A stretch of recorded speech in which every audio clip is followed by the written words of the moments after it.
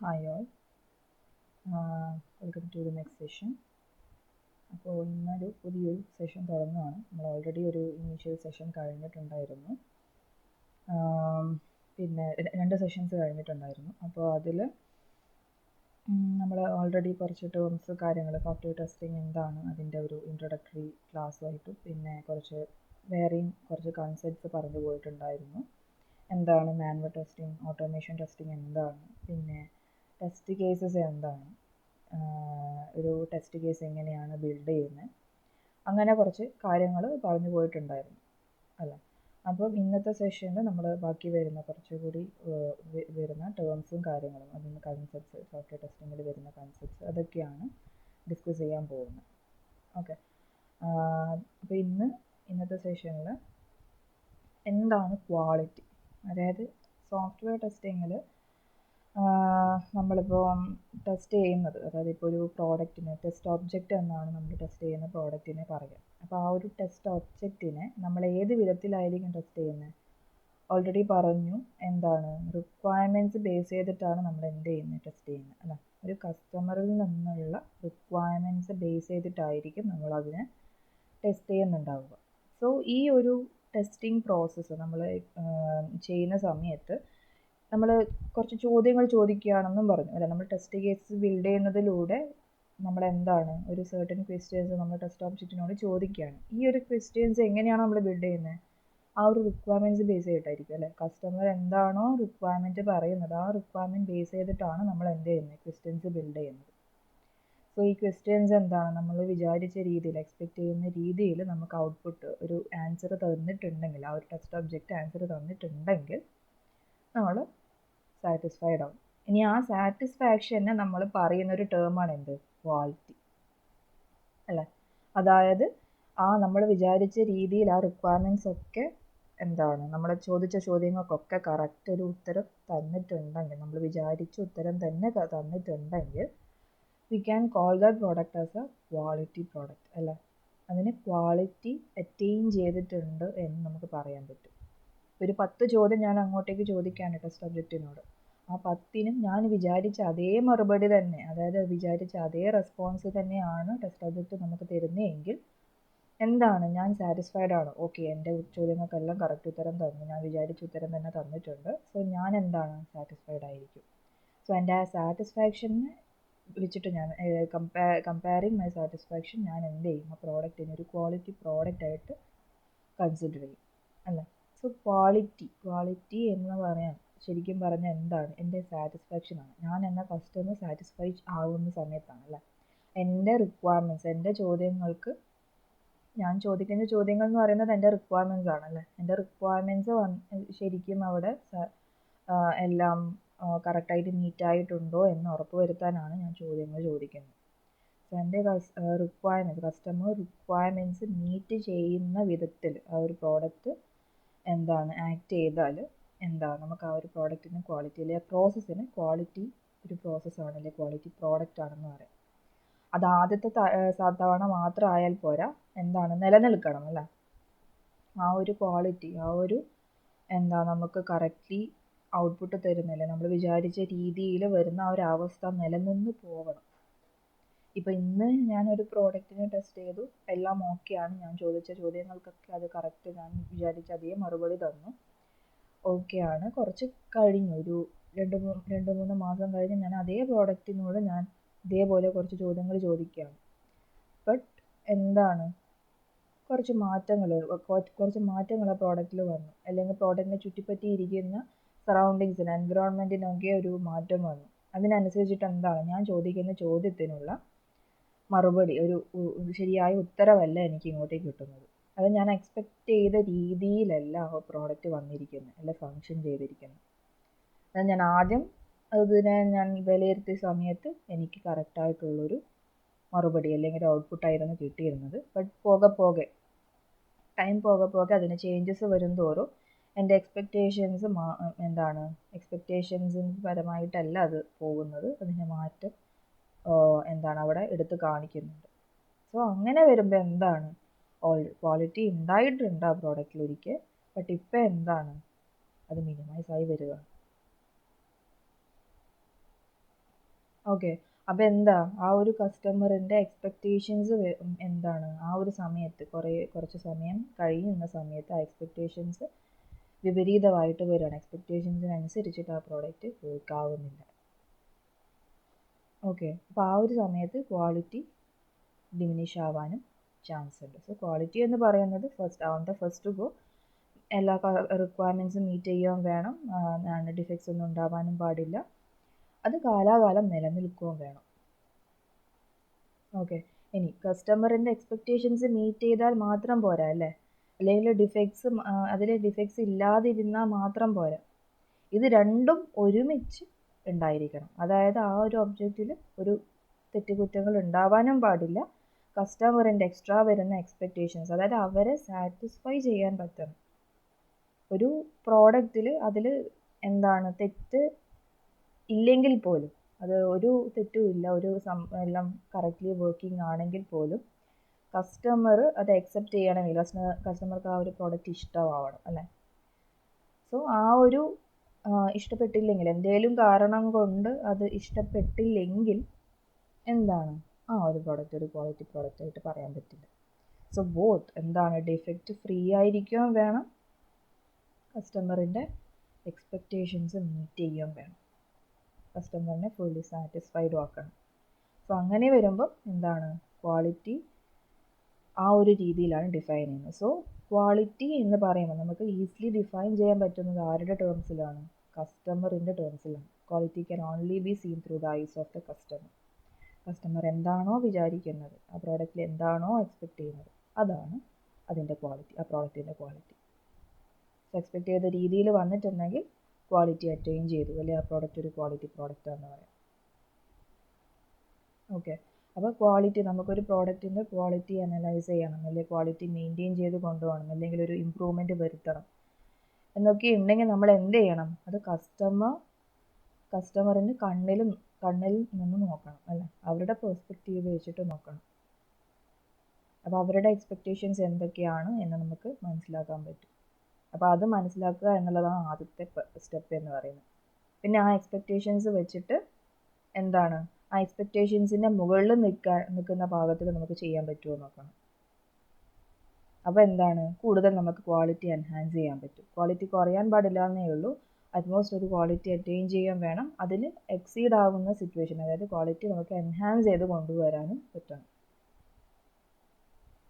Okay. അപ്പോൾ ഇങ്ങനെ ചെയ്യുന്നതിലൂടെ എന്താണ് നമുക്ക് അവിടെ ക്വാളിറ്റി കൊണ്ട് ഉണ്ടാവുന്നത്, ഒരു ഗുണം എന്താണ്, ബെനിഫിറ്റ് എന്താണ്?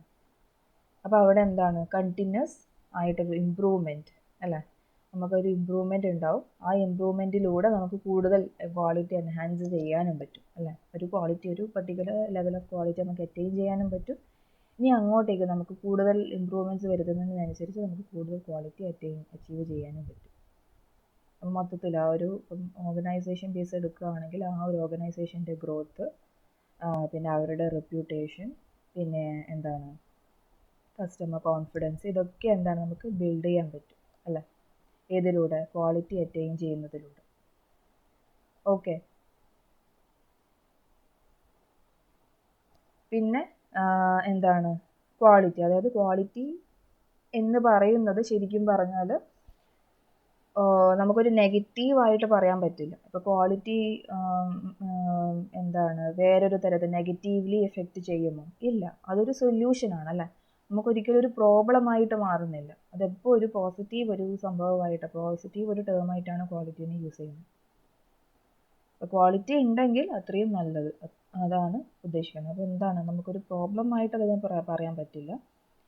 ക്വാളിറ്റി ഉണ്ടെങ്കിൽ, ഒരു പരമാവധി അളവിൽ ക്വാളിറ്റി ഉണ്ടെങ്കിൽ അതെന്താണ്, ഒരു ഇമ്പ്രൂവ്മെൻ്റ് ആണ് അല്ലേ, ഒരു നല്ലൊരു ഗുഡ് തിങ് ആണത്. പിന്നെന്താണ്, ഇമ്പോർട്ടൻ്റ് ആണ് അല്ലേ, ഓർഗനൈസേഷൻ്റെ ലോങ് ടേം പെർഫോമൻസിന് ഇമ്പോർട്ടൻ്റ് ആണ്. അവർക്ക് ഒരു കസ്റ്റമറിൻ്റെ കോൺഫിഡൻസ് ഗെയിൻ ചെയ്യുന്നതിലൂടെ ഒരു ഓർഗനൈസേഷൻ ആസ് എ ഹോൾ അതെന്താണ്, ഒരു ഗ്രോ ചെയ്യുകയാണ് ചെയ്യുന്നത്. അപ്പോൾ ആ ഒരു കോൺഫിഡൻസ് ബിൽഡ് ചെയ്യാനും ഓർഗനൈസേഷൻ്റെ ലോങ് ടേം പെർഫോമൻസിനൊക്കെ എന്താണ് ക്വാളിറ്റി എഫക്റ്റ് ചെയ്യുന്നുണ്ട്. ക്വാളിറ്റി ഒരു റോൾ പ്ലേ ചെയ്യുന്നുണ്ട്, ഒരു മെയിൻ റോൾ.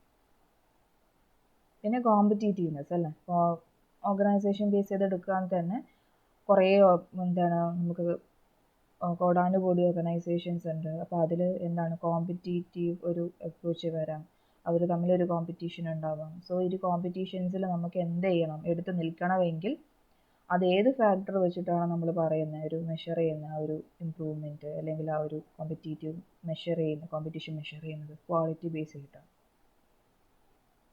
ഓക്കെ, അപ്പം മൊത്തത്തിൽ നമുക്ക് സേവ് ചെയ്യാൻ എന്തും നമുക്ക് സേവ് ചെയ്യാൻ ഒന്നും നഷ്ടപ്പെടാനില്ല. ക്വാളിറ്റി എൻഹാൻസ് ചെയ്യുന്നതിലൂടെ നമുക്കൊന്നും നഷ്ടപ്പെടാനില്ല. നമ്മളെല്ലാം സേവ് ചെയ്യുകയോ ചെയ്യുന്നു. ഇമ്പ്രൂവ്മെൻ്റ് ആയാലും ഗ്രോത്ത് ആയാലും റെപ്യൂട്ടേഷൻ ആയാലും എല്ലാം നമ്മൾ എന്താണ് അവിടെ ഗെയിൻ ചെയ്യുകയോ ചെയ്യുന്നത്.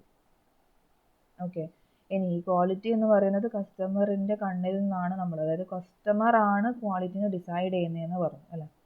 കസ്റ്റമർ എന്താണോ പറയുന്നത്, കസ്റ്റമർക്ക് എങ്ങനെയാണോ അത് സാറ്റിസ്ഫൈ ചെയ്യുന്നത്, ആ ലെവലിലാണ് ആ പ്രോഡക്റ്റിൻ്റെ ക്വാളിറ്റീനെ മെഷർ ചെയ്യുന്നത്. കസ്റ്റമർ ഓക്കെ എന്നാണെങ്കിൽ അത്രയേ ഉള്ളൂ ക്വാളിറ്റി, ആ ഒരു ലെവൽ ഓഫ് ക്വാളിറ്റി മാത്രമേ ആ പ്രോഡക്റ്റിനുള്ളൂ. Customer is very much satisfied with that product, അപ്പോൾ എന്താണ് നമുക്ക് പറയാം, അത്രയും ക്വാളിറ്റി അതിനുണ്ട്, അത്രയും എന്താണ് ഈ ഒരു കസ്റ്റമർ അത്രയും സാറ്റിസ്ഫൈഡ് ആണ്, he so happy with that product. അപ്പോൾ എന്താണ് നമുക്ക് ആ ഒരു തരത്തിൽ ക്വാളിറ്റീനെ നമുക്ക് ഡിഫൈൻ ചെയ്യാൻ പറ്റും.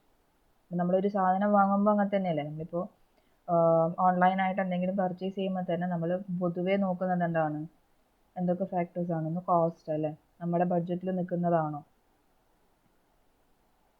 പിന്നെ അതിൻ്റെ പ്രിഫറൻസസ്, നമ്മൾ വിചാരിച്ച പ്രിഫറൻസസ് ഒക്കെ അതിന് ഉണ്ടോ, പിന്നെ എന്താണ് മെയിനായിട്ട് നോക്കുന്നത് റിവ്യൂസ് അല്ലേ, അധികം ആൾക്കാരും വാങ്ങിയ ആൾക്കാരൊക്കെ എങ്ങനെയാണ് അതിനെ പറയുന്നത്, അതിൻ്റെ ഫീഡ്ബാക്ക് എങ്ങനെയാണ് ഇട്ടിട്ടുള്ളത് എന്ന് നോക്കും.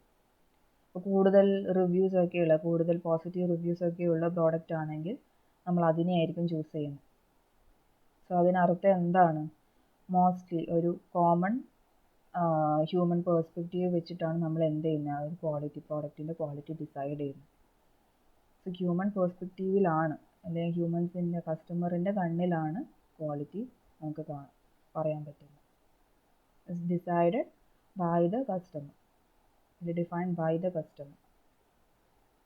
ഓക്കെ, ഇനി കസ്റ്റമർ പേഴ്സ്പെക്റ്റീവ്, അതായത് ഹ്യൂമൻ പേഴ്സ്പെക്റ്റീവിലാണ് ക്വാളിറ്റീനെ പറയുന്നതെന്ന് പറഞ്ഞു അല്ലേ. എൻ്റെ കസ്റ്റമർ പേഴ്സ്പെക്റ്റീവിലാണ് ക്വാളിറ്റീനെ ഡിഫൈൻ ചെയ്യുന്നതെന്ന് പറഞ്ഞു. ഈ കസ്റ്റമർ പേഴ്സ്പെക്റ്റീവ് എല്ലാം ഒന്നായിരിക്കും, അത് പല തരത്തിലുള്ള കസ്റ്റമേഴ്സ് ഉണ്ടാവും അല്ലേ, പലതരം മൈൻഡ് സെറ്റുള്ള ആൾക്കാരുണ്ടാവാം, പലതരം ഇഷ്ടങ്ങളുള്ള ആൾക്കാരുണ്ടാവാം. സോ അവരുടെ ഒക്കെ പേഴ്സ്പെക്റ്റീവും ഡിഫറെൻ്റ് ആയിരിക്കും അല്ലേ. അപ്പോൾ എന്താണ്, ആ ഒരു പേഴ്സ്പെക്റ്റീവിൽ മാത്രമാണ് ആ പ്രോഡക്റ്റിൻ്റെ ക്വാളിറ്റിനെ അവർ ഡിഫൈൻ ചെയ്യുന്നത്. അപ്പോൾ ഒരാൾക്ക് നല്ലൊരു ഏറ്റവും ഹെൽപ്ഫുള്ളായിട്ടുള്ള നല്ലൊരു പ്രോഡക്റ്റായിട്ടൊരു പ്രോഡക്റ്റ് കൺസിഡർ ചെയ്യുന്നുണ്ടെങ്കിൽ അതേ പ്രോഡക്റ്റ് തന്നെ വേറൊരു വ്യക്തിക്ക് അത് വലിയൊരു ഇമ്പാക്റ്റ് ഒന്നും ഉണ്ടാക്കിയിട്ടുണ്ടാവില്ല. ഇറ്റ്സ് ഓക്കെ എന്നുള്ള ഒരു ഇതായിരിക്കും, ഇമോഷനായിരിക്കും. അപ്പോൾ എന്താണ്, പലതും എന്താണ് ഓരോ ഹ്യൂമൻ പേഴ്സ്പെക്റ്റീവിനനുസരിച്ചിട്ടും നമ്മൾ എന്ത് ചെയ്യണം, ക്വാളിറ്റീനെ പറയാൻ പറ്റണം അല്ലേ. അപ്പോൾ ആ ഒരു പേഴ്സ്പെക്റ്റീവ്സ് എന്ന് പറയുന്നത് കോമൺലി എടുത്ത് നോക്കിക്കഴിഞ്ഞാൽ നമുക്ക് കാറ്റഗറൈസ് ചെയ്യാൻ പറ്റുന്ന 5 ക്വാളിറ്റി പേഴ്സ്പെക്റ്റീവ്സ് ആയിട്ട്, 5 തരത്തിൽ നമുക്ക് ഒരു ഹ്യൂമൻ പേഴ്സ്പെക്റ്റീവ്സിനെ പറയാൻ പറ്റും, അല്ലെങ്കിൽ കസ്റ്റമർ പേഴ്സ്പെക്റ്റീവ്സിനെ പറയാൻ പറ്റും. ഒന്ന് ട്രാൻസിഡൻറ്റ് പേഴ്സ്പെക്റ്റീവ്. ട്രാൻസിഡൻറ്റ് പേഴ്സ്പെക്റ്റീവ് എന്ന് പറഞ്ഞാൽ I know it when I see it, അതായത് എനിക്ക് കണ്ടു കഴിഞ്ഞാൽ, എനിക്ക് കണ്ടിട്ട് അതിൻ്റെ ഫിസിക്കൽ അപ്പിയറൻസ് ഒക്കെ വെച്ചിട്ട് എനിക്ക് അത് ഓക്കെ ആണെങ്കിൽ for me it's A quality product. ഞാൻ അതിൻ്റെ ഉള്ളിലുള്ള വർക്കിങ്ങോ ഒന്നും തന്നെ ഞാൻ നോക്കുന്നില്ല, എനിക്ക് തൊട്ടറിയാൻ പറ്റുന്ന അല്ലെങ്കിൽ കണ്ടറിയാൻ പറ്റുന്ന കാര്യങ്ങൾ, അതാണ് ഞാൻ കൺസിഡർ ചെയ്യുന്നത് ഇവിടെ ഫാക്ടേഴ്സ്. സോ എനിക്ക് കണ്ട് അതിൻ്റെ ഫിസിക്കൽ അപ്പിയറൻസ്, അത് ഫിസിക്കലി അപ്പീലിംഗ് ആണ് എങ്കിൽ I will consider that product as a quality product. അപ്പം അങ്ങനെയുള്ള പേഴ്സ്പെക്റ്റീവ്, അങ്ങനെയും ആൾക്കാരുണ്ടാവുമല്ലോ, കണ്ട് ഇഷ്ടപ്പെട്ടിട്ട് വാങ്ങുന്ന ആൾക്കാരുണ്ടാവും, അതിനെ യൂസ് ചെയ്ത് നോക്കത്തൊന്നുമില്ല, ഓക്കെ ഇത് കണ്ടിട്ട് നല്ലതുണ്ട് ഇത് ഞാൻ വാങ്ങുകയാണ് എന്നുള്ള തരത്തിൽ പർച്ചേസ് ചെയ്യുന്ന ആൾക്കാരുണ്ടാവും. അപ്പോൾ ആ ഒരു പേഴ്സ്പെക്റ്റീവിനെയാണ് ട്രാൻസിഡൻറ്റ് പേഴ്സ്പെക്റ്റീവ് എന്ന് പറയുന്നത്. ഓക്കെ, ഒരു എക്സാമ്പിളായിട്ട് ഇത് അവിടെ പറയുന്നത് piece of art, a luxury product or a performance that feels flawless. The users can't necessarily articulate why it's great, but they know it when they experience it. അതായത് കണ്ടിട്ട്, ഇപ്പോൾ ഒരു ആർട്ട് പീസൊക്കെ വാങ്ങുക എന്ന് പറയുമ്പോൾ കണ്ട് ഇഷ്ടപ്പെടുന്നതാണ് അല്ലേ. അതിൻ്റെ ഗുണഗണങ്ങളൊന്നും നമ്മൾ നോക്കുന്നില്ല. നമ്മളവിടെ കണ്ടു, ഓക്കെ, കാണാനൊരു നല്ല രസമുണ്ട്, അതുകൊണ്ട് ഞാൻ പർച്ചേസ് ചെയ്തു, അങ്ങനെ. അപ്പോൾ ആ ഒരു തരത്തിൽ നമ്മൾ നോക്കി കാണുന്നതിനെയാണ് ട്രാൻസിഡൻറ്റ് പേഴ്സ്പെക്റ്റീവ് എന്ന് പറയുന്നത്. ഇനി പ്രോഡക്റ്റ് ബേസ്ഡ് പേഴ്സ്പെക്റ്റീവ്, അതായത് പൊസസസ് ഡിസൈർഡ് ഫീച്ചേഴ്സ്. അത് ഓരോ പെർട്ടിക്കുലർ ഫീച്ചർ വെച്ചിട്ടായിരിക്കും നമ്മൾ ഇഷ്ടപ്പെടുന്നത്. ഓവറോൾ പ്രോഡക്റ്റിനെ ആയിരിക്കില്ല നമ്മൾ ഇഷ്ടപ്പെടുന്നത്, ആ പ്രോഡക്റ്റിലുള്ള പെർട്ടിക്കുലർ ഫീച്ചറിനെ ആയിരിക്കും. A quality is defined by the presence of specific characteristics of feature in a product. ആ ഒറ്റ ഒരു ഫീച്ചർ ഉള്ളത് കാരണം നമുക്ക് ആ ഒരു പ്രോഡക്റ്റ് ക്വാളിറ്റി പ്രോഡക്റ്റ് ആയിരിക്കും. മേ ബി ബാക്കിയുള്ള ഫീച്ചേഴ്സ് ഒന്നും നേരെ ചൊവ്വെ വർക്കിംഗ് ആയിരിക്കത്തില്ല, ബട്ട് എന്താണ്, ആ ഒരു ഫീച്ചർ കൊണ്ട് നമുക്ക് എന്താണ് ഓക്കെയാണ്. കാരണം നമ്മൾ അതിൽ എക്സ്പെക്റ്റ് ചെയ്യുന്നത് ആ ഒരു ആ ഒരു ക്യാരക്ടറിസ്റ്റിക് മാത്രമായിരിക്കും ആ പ്രോഡക്റ്റിൽ. സോ നമ്മൾ ആദ്യം തന്നെ ആ പ്രോഡക്റ്റ് വാങ്ങുന്ന സമയത്ത് നമ്മൾ അതായിരിക്കും ചെക്ക് ചെയ്യുന്നത്. അപ്പോൾ എന്താണ്, അപ്പോൾ ആ ചെക്ക് ചെയ്യുന്ന ഇത് ഫീച്ചർ കറക്റ്റ് ആണെങ്കിൽ, നമ്മൾ വിചാരിച്ച രീതിയിലാണെങ്കിൽ നമുക്ക് എന്താ, അതൊരു ക്വാളിറ്റി പ്രോഡക്റ്റാണ്. ഓക്കെ. അപ്പം അങ്ങനെ ഒരു ഫീച്ചർ വെച്ചിട്ട് നമ്മൾ എന്താണ് ക്വാളിറ്റീനെ ഡിസൈഡ് ചെയ്യുന്നതിനെയാണ് ഒരു ക്വാളിറ്റി പ്രോഡക്റ്റ്, അതായത് പ്രോഡക്റ്റ് ബേസ്ഡ് പേഴ്സ്പെക്റ്റീവ് എന്ന് പറയുന്നത്. ഇനി യൂസർ ബേസ്ഡ് പേഴ്സ്പെക്റ്റീവ് എന്ന് പറഞ്ഞു കഴിഞ്ഞാൽ, യൂസർ ബേസ്ഡ് പേഴ്സ്പെക്റ്റീവ് എന്ന് പറഞ്ഞാൽ നമുക്ക് ഫിറ്റ് ആയിരിക്കണം, അതായത് നമുക്ക് യൂസർ ഫ്രണ്ട്ലി ആയിരിക്കണം. നമുക്കൊരു പ്രോഡക്റ്റ് യൂസ് ചെയ്യാൻ ഈസി ആണെങ്കിൽ നമുക്ക് എന്താണ്, അതൊരു ക്വാളിറ്റി പ്രോഡക്റ്റാണ്. ഞാനിപ്പോൾ ഒരു പ്രോഡക്റ്റ് വാങ്ങി എനിക്കത് യൂസ് ചെയ്യാൻ അറിയത്തില്ല, എനിക്കത് യൂസ് ചെയ്യാൻ പറ്റുന്നില്ല, അതിനുള്ള അറിവില്ല എന്നുണ്ടെങ്കിൽ അതൊരു ക്വാളിറ്റി പ്രോഡക്റ്റ് ആവുമോ? ഇല്ല, അല്ലേ? അപ്പോൾ അങ്ങനെ എനിക്കത് യൂസ് ചെയ്യാൻ അറിയത്തില്ല എന്നുണ്ടെങ്കിൽ ഫോർ മീ അത് അത്ര നല്ല പ്രോഡക്റ്റ് ആണെങ്കിലും എന്താണ്, അത് എനിക്ക് ഒരു എന്താണ് നല്ലൊരു പ്രോഡക്റ്റ് ആയിട്ട് പറയാൻ പറ്റില്ല, അല്ലേ? നല്ലൊരു ക്വാളിറ്റി അറ്റൈൻ ചെയ്തു എന്ന് എനിക്ക് പറയാൻ പറ്റില്ല. ഓക്കെ. അപ്പോൾ ആ ഒരു ബേസിസിൽ എൻ്റെ യൂസർ ഫ്രണ്ട്ലിനെസ് വെച്ചിട്ട്, ആ ഒരു ഫാക്ടർ വെച്ചിട്ട് ഞാൻ ക്വാളിറ്റീനെ ഡിസൈഡ് ചെയ്യുന്നതിനെയാണ് യൂസർ ബേസ്ഡ് പേഴ്സ്പെക്റ്റീവ് എന്ന് പറയുന്നത്. ഓക്കെ. പിന്നെ development and manufacturing based perspective. അപ്പം അത് എന്ന് പറയുന്ന പ്യോർലി ഡെവലപ്മെൻറ്റ് നേച്ചർ വെച്ചിട്ടാണ്. അതായത് ഡെവലപ്പേഴ്സ് എങ്ങനെയാണോ ഒരു പ്രോഡക്റ്റിനെ നോക്കിക്കാണുന്നത്, ഡെവലപ്പേഴ്സിൻ്റെ കൺസെപ്റ്റിൽ എന്താണ്, ആ ഒരു പ്രോഡക്റ്റ് റിക്വയർമെൻറ്റ്സ് സാറ്റിസ്ഫൈ ചെയ്തിരിക്കണം, അല്ലേ? കസ്റ്റമറിൽ നിന്ന് കളക്ട് ചെയ്തിട്ടുള്ള റിക്വയർമെൻറ്റ്സ് വെച്ചിട്ടാണ് ഒരു പ്രോഡക്റ്റ് നമ്മൾ ഡെവലപ്പ് ചെയ്യുന്നത്. സോ ആ ഡെവലപ്പ് ചെയ്യുന്ന പ്രോഡക്റ്റ് എന്ത് ചെയ്യണം, റിക്വയർമെൻറ്റ്സ് സാറ്റിസ്ഫൈ ചെയ്തിരിക്കണം, അല്ലേ? അപ്പോൾ ആ റിക്വയർമെൻറ്റ്സിന് ഒത്തിരി തന്നെയാണോ ആ പ്രോഡക്റ്റ് നിർമ്മിച്ചിരിക്കുന്നത്. അപ്പോൾ അങ്ങനെയാണെങ്കിൽ നമ്മളെ ആ ഒരു പ്രോഡക്റ്റിന് ഡെവലപ്പേഴ്സിൻ്റെ പേഴ്സ്പെക്റ്റീവിൽ അതെന്താണ്, ഒരു ക്വാളിറ്റി പ്രോഡക്റ്റാണ്. So confirms to requirements.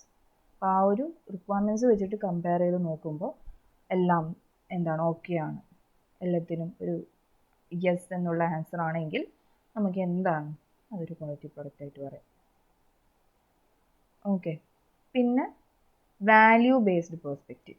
Value based perspective എന്ന് പറഞ്ഞാൽ കോസ്റ്റ് എഫിഷ്യൻറ്റ്. അതായത് നമുക്കിപ്പോൾ എന്താണ് ഒരു പ്രോഡക്റ്റ് വാങ്ങണം, നമ്മൾ ആദ്യം എന്ത് ചെയ്യും, ഒരു ബഡ്ജറ്റ് ഇടും, അല്ലേ? ആ ഒരു ബഡ്ജറ്റിൻ്റെ ഉള്ളിൽ നമുക്ക് വാങ്ങണം എന്നായിരിക്കും. കൂടുതൽ പൈസയുടെ ഒന്നും വാങ്ങണ്ട, അപ്പം ബഡ്ജറ്റ് ഫ്രണ്ട്ലി ആയിരിക്കണം. സോ ആ ഒരു ബഡ്ജറ്റ് ഫ്രണ്ട്ലി ആയിട്ടുള്ള ഒരു പ്രോഡക്റ്റ് നമുക്ക് കിട്ടിയിട്ടുണ്ടെങ്കിൽ എന്താണ്, ബഡ്ജറ്റിനുള്ളിൽ നമ്മളൊരു പ്രോഡക്റ്റ് വാങ്ങിയിട്ടുണ്ടെങ്കിൽ, നമുക്ക് വാങ്ങാൻ പറ്റിയിട്ടുണ്ടെങ്കിൽ that product will be considered as a quality product, അല്ലേ? എഫോർഡബിൾ ആണെങ്കിൽ, നമുക്ക് എഫോർഡ് ചെയ്യാൻ പാകത്തിനാണ് ആ പ്രോഡക്റ്റ് എങ്കിൽ എന്താണ്, ആ ഒരു തരത്തിലായിരിക്കും നമ്മൾ ക്വാളിറ്റീനെ നോക്കിക്കാണുന്നത്. ഓക്കെ. ഇനിയിപ്പോൾ എക്സ്പെൻസീവ് ആയിട്ടുള്ള പ്രോഡക്റ്റ് വാങ്ങിയാൽ പോലും എന്തായിരിക്കണം, വർത്ത് ആയിരിക്കണം, അല്ലേ? നമുക്ക് ആ വാല്യൂ എന്താണ്, good value for the money ആയിരിക്കണം. അതായത് പൈസയ്ക്ക് അനുസരിച്ചിട്ടുള്ള കാര്യങ്ങൾ ആ ഒരു പ്രോഡക്റ്റ് നമുക്ക് തരണം. ഓക്കെ. വർത്ത് ആയിരിക്കണം ആ പ്രോഡക്റ്റ്. സോ അങ്ങനെ ഒരു നമ്മൾ അഫോർഡബിൾ ആയിരിക്കണം. പിന്നെ ഒന്ന് എന്താണ് കോസ്റ്റ്, അതായത് കോസ്റ്റിനൊത്ത വാല്യൂ നമുക്ക് തരുന്നുണ്ടെങ്കിൽ ആ ഒരു തരത്തിൽ നമ്മുടെ പ്രോഡക്റ്റ് ക്വാളിറ്റീനെ ഡിഫൈൻ ചെയ്യും. സോ അതാണ് വാല്യൂ ബേസ്ഡ് പേഴ്സ്പെക്റ്റീവ്. സോ ഈ 5 പേഴ്സ്പെക്റ്റീവിലായി ആണ് ഒരു പ്രോഡക്റ്റിൻ്റെ ക്വാളിറ്റീനെ നമ്മൾ എന്താണ് ഡിഫൈൻ ചെയ്യുന്നത്. Okay. Transcendent, product based, user based, development and manufacturing based, value based. Transition എന്ന് പറഞ്ഞാൽ ഫിസിക്കലി നമ്മൾ നോക്കി കാണുന്നത്, അതായത് എനിക്ക് അത് കണ്ടിട്ട് ഇഷ്ടപ്പെട്ടു, അങ്ങനെയാണെങ്കിൽ okay, it's A quality product for me. ഇനി ബാക്കിയുള്ളതൊന്നും ഞാൻ നോക്കുന്നില്ല, കണ്ടു, എനിക്കത് ഫിസിക്കലി അപ്പീലിംഗ് ആണെന്ന് തോന്നി, so for me it's A quality product. Okay. പിന്നെ വരുന്നത് പ്രോഡക്റ്റ് ബേസ്ഡ്, അതായത് ഒരു പെർട്ടിക്കുലർ ഫീച്ചർ, ആ ഒരു പെർട്ടിക്കുലർ ഫീച്ചറിനെയാണ് ഞാൻ ഫോക്കസ് ചെയ്യുന്നത്. സോ ഞാൻ വാങ്ങാൻ പോകുന്ന സമയത്ത് ആ പ്രോഡക്റ്റിൽ ആ ഒരു പെർട്ടിക്കുലർ ഫീച്ചർ ഞാൻ വിചാരിച്ച രീതിയിലാണോ എന്ന് നോക്കും, ബാക്കിയൊന്നും ഞാൻ നോക്കുന്നില്ല. ഇവിടെ ഒരു എക്സാമ്പിൾ കൊടുത്തിരിക്കുന്നതെന്ന് പറഞ്ഞാൽ സ്മാർട്ട് ഫോണിൻ്റെ എക്സാമ്പിളാണ് കൊടുത്തിരിക്കുന്നത്. അതായത് ഹൈ റെസൊല്യൂഷൻ ക്യാമറ, അതായത് ഞാൻ ഫോക്കസ് ചെയ്യുന്നത് ക്യാമറ ക്വാളിറ്റിയാണ്. സോ ക്യാമറ ക്വാളിറ്റി ഞാൻ വിചാരിച്ച പോലെ ഉണ്ടെങ്കിൽ എന്താണ്, ഫോർ മീ ഇറ്റ്സ് ഒരു നല്ലൊരു മൊബൈൽ സ്മാർട്ട് ഫോണാണ്. ഇനി നേരെ മറിച്ച് ഞാൻ ലോങ് ബാറ്ററി ലൈഫ്, നല്ലൊരു ബാറ്ററി കപ്പാസിറ്റി ഒക്കെ ഉള്ളൊരു ഫോണാണ് ഞാൻ സെർച്ച് ചെയ്യുന്നതെങ്കിൽ ഞാൻ അവിടെ ക്യാമറ ക്വാളിറ്റിയോ അതിൻ്റെ സ്റ്റോറേജ് സ്പേസോ ഒന്നും നോക്കുന്നില്ല, ബാറ്ററി കപ്പാസിറ്റി മാത്രമേ നോക്കുന്നുള്ളൂ. ഓക്കെ.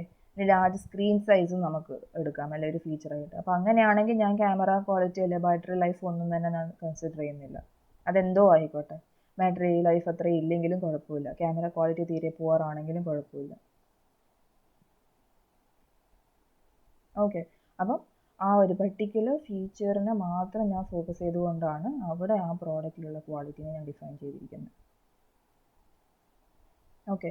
പിന്നെ യൂസർ ബേസ്ഡ് പെർസ്പെക്റ്റീവ്, അതായത് പ്രോഡക്റ്റിൻ്റെ ഫിറ്റ്നസ്, ഞാൻ എനിക്കത് ഈസിലി കംഫർട്ടബിളി യൂസ് ചെയ്യാൻ പറ്റുന്നുണ്ട്, എനിക്ക് എഫിഷ്യൻ്റായിട്ട് അത് യൂസ് ചെയ്യാൻ പറ്റുന്നുണ്ട്, ആ ഒരു തരത്തിൽ. എല്ലാവർക്കും എല്ലാ കാര്യവും എല്ലാ പ്രോഡക്റ്റും യൂസ് ചെയ്യാൻ അറിയണമെന്നില്ല, അല്ലേ. ഞാനിപ്പോൾ ഒരു പുതുതായിട്ടിപ്പോൾ ട്രെൻഡിങ്ങിൽ പോയിക്കൊണ്ടിരിക്കുന്ന, അല്ലെങ്കിൽ ഇപ്പം ഞാൻ ഇൻസ്റ്റയിലൊക്കെ റീൽസിലൊക്കെ പണ്ട് പരിചയപ്പെട്ട ഒരു പ്രോഡക്റ്റ് വാങ്ങാം, ആ റീൽസിലൊക്കെ കുറേ ആൾക്കാർ യൂസ് ചെയ്ത് കുറേ നല്ല റിവ്യൂസൊക്കെ പറഞ്ഞിട്ടുള്ളൊരു പ്രോഡക്റ്റ്. സോ ഞാനും വിചാരിച്ചു ഓക്കെ, എന്താണ് ഈ പ്രോഡക്റ്റ്, ഒന്ന് വാങ്ങി നോക്കാം, യൂസ്ഫുൾ ആണെങ്കിൽ. വാങ്ങിയപ്പം എനിക്ക് അതിൻ്റെ കൂടെ ഒന്നും തന്നെ ഒരു മാനുവലോ കാര്യങ്ങളോ ഒന്നും തന്നെ കിട്ടിയില്ല. അതെങ്ങനെ യൂസ് ചെയ്യേണ്ടതെന്നൊരു യാതൊരു റിസോഴ്സും എൻ്റെ കയ്യിലില്ല. എനിക്കൊരു വീഡിയോ, അതായത് ഒരു മേ ബി നമുക്ക് യൂസ് ചെയ്യാൻ അറിയാത്തൊരു സംഭവമൊക്കെ ആണെങ്കിൽ നമുക്ക് ട്യൂട്ടോറിയൽസ് ഇപ്പോൾ യൂട്യൂബിലൊക്കെ അവൈലബിൾ ആയിരിക്കും, അതൊക്കെ കണ്ടിട്ട് വേണമെങ്കിൽ നമുക്കത് യൂസ് ചെയ്ത് നോക്കാം. ഇതിലിപ്പം ഈ ഒരു പ്രോഡക്റ്റ് കൺസിഡർ ചെയ്യുന്ന സമയത്ത് ഇതിൽ യാതൊന്നും തന്നെയില്ല, ഇതെങ്ങനെയാണ് യൂസ് ചെയ്യേണ്ടതെന്ന് പറഞ്ഞുതരാൻ ആരുമില്ല, ഒരു മാനുവലില്ല, ഒരു ട്യൂട്ടോറിയലില്ല, ഒന്നും തന്നെയില്ല. നമുക്ക് ആ പ്രോഡക്റ്റ് മാത്രം നമ്മുടെ കയ്യിലുണ്ട്.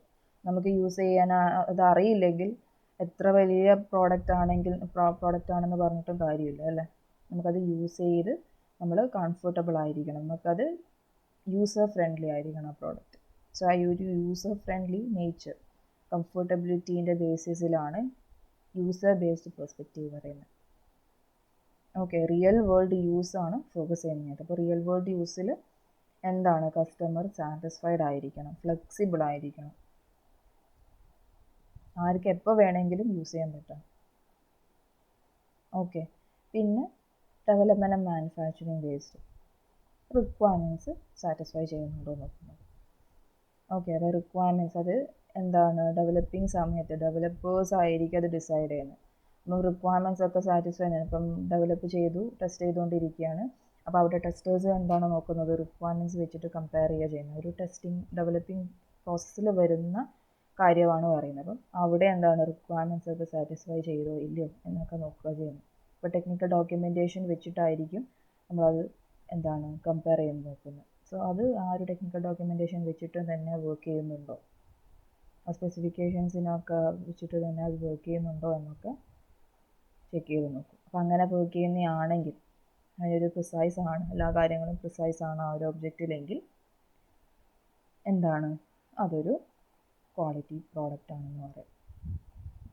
ഓക്കെ. പിന്നെ വാല്യൂ ബേസ്ഡ് പെർസ്പെക്റ്റീവ്, നമുക്ക് കോസ്റ്റ് എഫിഷ്യൻ്റ് ആണെങ്കിൽ, നമുക്ക് ആ ഒരു പറയുന്ന ബഡ്ജറ്റിൽ നമുക്ക് അഫോർഡബിൾ ആവുന്ന പ്രൈസിൽ ഒരു ബഡ്ജറ്റ് ഫ്രണ്ട്ലി ആയിട്ട് ഒരു പ്രോഡക്റ്റ് നമുക്ക് വാങ്ങാൻ പറ്റുമെങ്കിൽ അത്. ഇനി അഥവാ നമ്മൾ വാങ്ങിയാൽ തന്നെ, ഒരു എക്സ്പെൻസീവ് ആയിട്ടൊരു പ്രോഡക്റ്റ് വാങ്ങിയാൽ തന്നെ എന്ത് ചെയ്യാൻ പറ്റണം, ആ ഒരു കോസ്റ്റും അതിൻ്റെ വാല്യൂം ബാലൻസ് ചെയ്യാൻ പറ്റണം, അല്ലേ. ആ ഒരു വാല്യൂ പൈസയ്ക്കൊത്ത ഒരു എന്താണ് ക്വാളിറ്റി അത് തരണം, അല്ലെ ആ ഒരു വാല്യൂ അത് തരണം.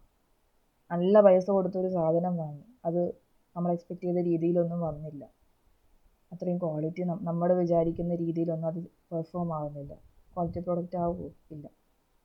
കാരണം നമ്മൾ ആ പൈസയ്ക്ക് വാങ്ങുന്ന സമയത്ത് നമ്മൾ ഇതിന് ഒരു എക്സ്പെക്റ്റേഷൻ വെച്ചിട്ടുണ്ട്, അല്ലേ, ആ ഒരു പ്രോഡക്റ്റിൻ്റെ മുകളിൽ. സോ യൂസ് ചെയ്യുന്ന സമയത്ത് ഓക്കെ ഇത്രയും പൈസ കൊടുത്ത് വാങ്ങിയതാണ്, അപ്പോൾ ഇങ്ങനെ വർക്ക് ചെയ്യുമായിരിക്കും എന്നായിരിക്കും വിചാരിക്കുന്നത്. സോ വർക്ക് ചെയ്ത് നോക്കുമ്പോൾ അത്രയും ഇല്ല, വർക്കിംഗ് ആണ്, ബട്ട് നമ്മൾ എക്സ്പെക്റ്റ് ചെയ്ത രീതിയിൽ വന്നില്ല. So we can consider that as a quality product.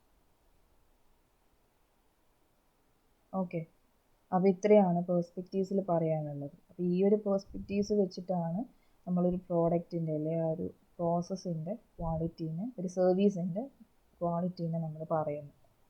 അത് ക്വാളിറ്റി പ്രോഡക്റ്റ് ആണ്, അല്ലെങ്കിൽ അത് കസ്റ്റമർ എക്സ്പെക്റ്റ് ചെയ്യുന്നു, അതാണ് ഏറ്റവും അക്സെപ്റ്റ് ചെയ്യണം എന്നാണ് ഏറ്റവും നമ്മുടെ വലിയൊരു മോട്ടീവ്, അല്ലേ. നമ്മൾ എന്തും ഡെവലപ്പ് ചെയ്യുന്നത് കസ്റ്റമർ സ്വീകരിക്കാൻ വേണ്ടിയിട്ടാണ്. കസ്റ്റമർക്ക് വേണ്ടി ഉണ്ടാക്കുമ്പോൾ കസ്റ്റമർ സ്വീകരിച്ചില്ലെങ്കിൽ ആ പ്രോഡക്റ്റ് നമുക്കൊരു ക്വാളിറ്റി പ്രോഡക്റ്റ് ആണെന്ന് പറയാൻ പറ്റില്ല, അല്ലേ. ഇപ്പോൾ ആപ്പിൾ കമ്പനി ഫോൺസ് ഇറക്കുകയാണ്, ആ ഒരു ഫോൺസ് വാങ്ങാൻ ആൾക്കാരില്ലെങ്കിൽ ആപ്പിൾ കമ്പനി ബ്രാൻഡ് ഉണ്ടാവുമോ? ഇല്ല. അങ്ങനെ വാങ്ങാൻ ആൾക്കാരില്ലാതെ, ഡിമാൻഡ് ഇല്ലാതെ എന്താണ് ഡിമിനിഷ് ആയ കുറേ ഓർഗനൈസേഷൻസും കുറേ പ്രോഡക്റ്റ്സ് ഒക്കെ ഉണ്ട്, അല്ലേ, കുറേ ബ്രാൻഡൊക്കെ ഉണ്ട്. അപ്പോൾ അവിടെയൊക്കെ എന്താണ് വില്ലാനായിട്ട് വരുന്നത്? എന്താണ്? ക്വാളിറ്റിയാണ്. ക്വാളിറ്റി, നമ്മളൊരു പെർട്ടിക്കുലർ ക്വാളിറ്റി അറ്റൈൻ ചെയ്യുകയും വേണം, ആ ഒരു ക്വാളിറ്റി മെയിൻറ്റെയിൻ ചെയ്ത് കാലാകാലം മെയിൻറ്റെയിൻ ചെയ്ത് കൊണ്ടുപോകാനും പറ്റണം. വർഷങ്ങളായി ബ്രാൻഡായി മാറിയിരിക്കുന്ന നിലനിന്നുകൊണ്ടിരിക്കുന്ന കമ്പനീസൊക്കെ ആ ഒരു എന്താണ് ഒരു ക്വാട്ടായിരിക്കും മനസ്സിലുണ്ടാവുക. We should maintain the quality. നമ്മൾ കൂടുതലായിട്ട് ക്വാളിറ്റി കൊണ്ട് എൻഹാൻസ് ചെയ്തില്ലെങ്കിൽ ഓൾറെഡി ഉള്ള പേര് നിലനിർത്തണം, അല്ലേ. ഓൾറെഡി ഉള്ള റെപ്യൂട്ടേഷൻ, ഈ ഒരു ഗ്രോത്ത് മെയിൻറ്റെയിൻ ചെയ്ത് കൊണ്ടുപോകാൻ പറ്റണം. ഇതിൽ താഴെയാൻ പാടില്ല. മെയിൻറ്റെയിൻ ചെയ്ത് കൊണ്ടുപോകണമെങ്കിൽ എന്ത് വേണം? ഇമ്പ്രൂവ്മെൻറ്റ്സ് ഉണ്ടായാലേ പറ്റും, അല്ലേ. കാരണം ചുറ്റുമുള്ളത്, നമ്മുടെ പ്രോസസ്സ് ഇമ്പ്രൂവ് ആയില്ലെങ്കിലും ചുറ്റുമുള്ളത്, നമ്മളെ ചുറ്റിപ്പറ്റി ഇരിക്കുന്നതൊക്കെ എന്താണ് ഇമ്പ്രൂവ് ആകുകയാണ്, ഇൻക്ലൂഡിങ് കസ്റ്റമർ പേഴ്സ്പെക്റ്റീവ്, അല്ലേ. ഒരു ഹ്യൂമൻ പേഴ്സ്പെക്റ്റീവ് തന്നെ ഓരോ കാലം കഴിയും തോറും മാറി മാറി വരികയാണ്. സോ അതിനനുസരിച്ചിട്ട് അതിന് അഡാപ്റ്റ് ചെയ്ത് പോയാൽ മാത്രമേ നമുക്കിപ്പം ഉള്ള ഒരു ക്വാളിറ്റി കാലാകാലം മെയിൻറ്റെയിൻ ചെയ്ത് കൊണ്ടുപോകാനെങ്കിലും പറ്റുള്ളൂ. ബാക്കി ക്വാളിറ്റി എൻഹാൻസിങ് ഒക്കെ പിന്നെ വരുന്ന കാര്യമാണ്. ക്വാളിറ്റി മെയിൻറ്റെയിൻ ചെയ്ത് കൊണ്ടുപോകാനാണ് ഏറ്റവും പാട്. ഓക്കെ, അപ്പോൾ ആ ഒരു എൻഹാൻസിങ് അല്ലെങ്കിൽ ആ മെയിൻ്റനൻസിനെയാണ് നമ്മൾ എന്ത് ചെയ്യുന്നത് പല പേഴ്സ്പെക്റ്റീവ്സിലും പറഞ്ഞിട്ടുള്ള ഹ്യൂമൻ പേഴ്സ്പെക്റ്റീവ്സ്. ഓക്കെ, പിന്നെ കഴിഞ്ഞ സെഷനിൽ നമ്മൾ ആക്ടിവിറ്റി ആയിട്ട് ചെയ്തിട്ടുണ്ടായിരുന്നു, എന്തായിരുന്നു, ഒരു ടെസ്റ്റ് കേസിൻ്റെ നമ്മൾ ചെയ്തിട്ടുണ്ടായിരുന്നു. അതായത് ടെസ്റ്റ് കേസ്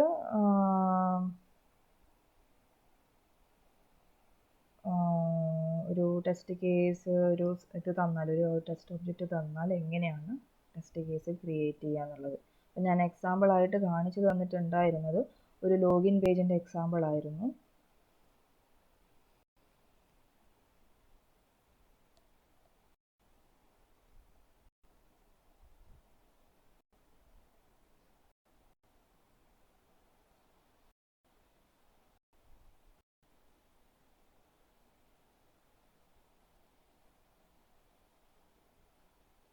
ഈ ഒരു ലോഗിൻ പേജിൻ്റെ എക്സാമ്പിളായിരുന്നു നമ്മൾ കാണിച്ചു തന്നിട്ടുണ്ടായിരുന്നു, അല്ലേ. അപ്പോൾ ഈ ഒരു പേജിൽ ഇത്രയും വരുന്ന സെഷൻസ് നോക്കാനായിരുന്നു പറഞ്ഞത്. അപ്പോൾ അതിലെന്താണ്, ഇപ്പോൾ ഒരു ലോഗിൻ പേജ് എങ്ങനെയാണ് വർക്ക് ചെയ്യുന്നത്, നമുക്ക് ലോഗിൻ പേജൊക്കെ ആക്സസ് ചെയ്തിട്ട് ഓൾറെഡി അറിയാവുന്ന ആൾക്കാർക്കാണെങ്കിൽ കൂടുതൽ ഈസി ആയിരിക്കും, അല്ലേ. നമുക്ക് എന്താണ് ഇതിൽ വരേണ്ടതെന്നൊരു ബേസിക് നോളജ് ഉണ്ടെങ്കിൽ മാത്രമേ നമുക്കിത് ചെയ്യാൻ പറ്റുള്ളൂ. ഒരു വെബ് പേജ്, ഒരു ലോഗിൻ പേജ് ആക്സസ് ചെയ്ത് അറിവുള്ള ആൾക്കാർക്ക് മാത്രമേ എന്ത് ചെയ്യാൻ പറ്റുള്ളൂ, ഈ ടെസ്റ്റ് ഒബ്ജക്റ്റിനെ വെച്ച് മാത്രം ടെസ്റ്റ് ചെയ്യാൻ പറ്റുള്ളൂ, അല്ലേ.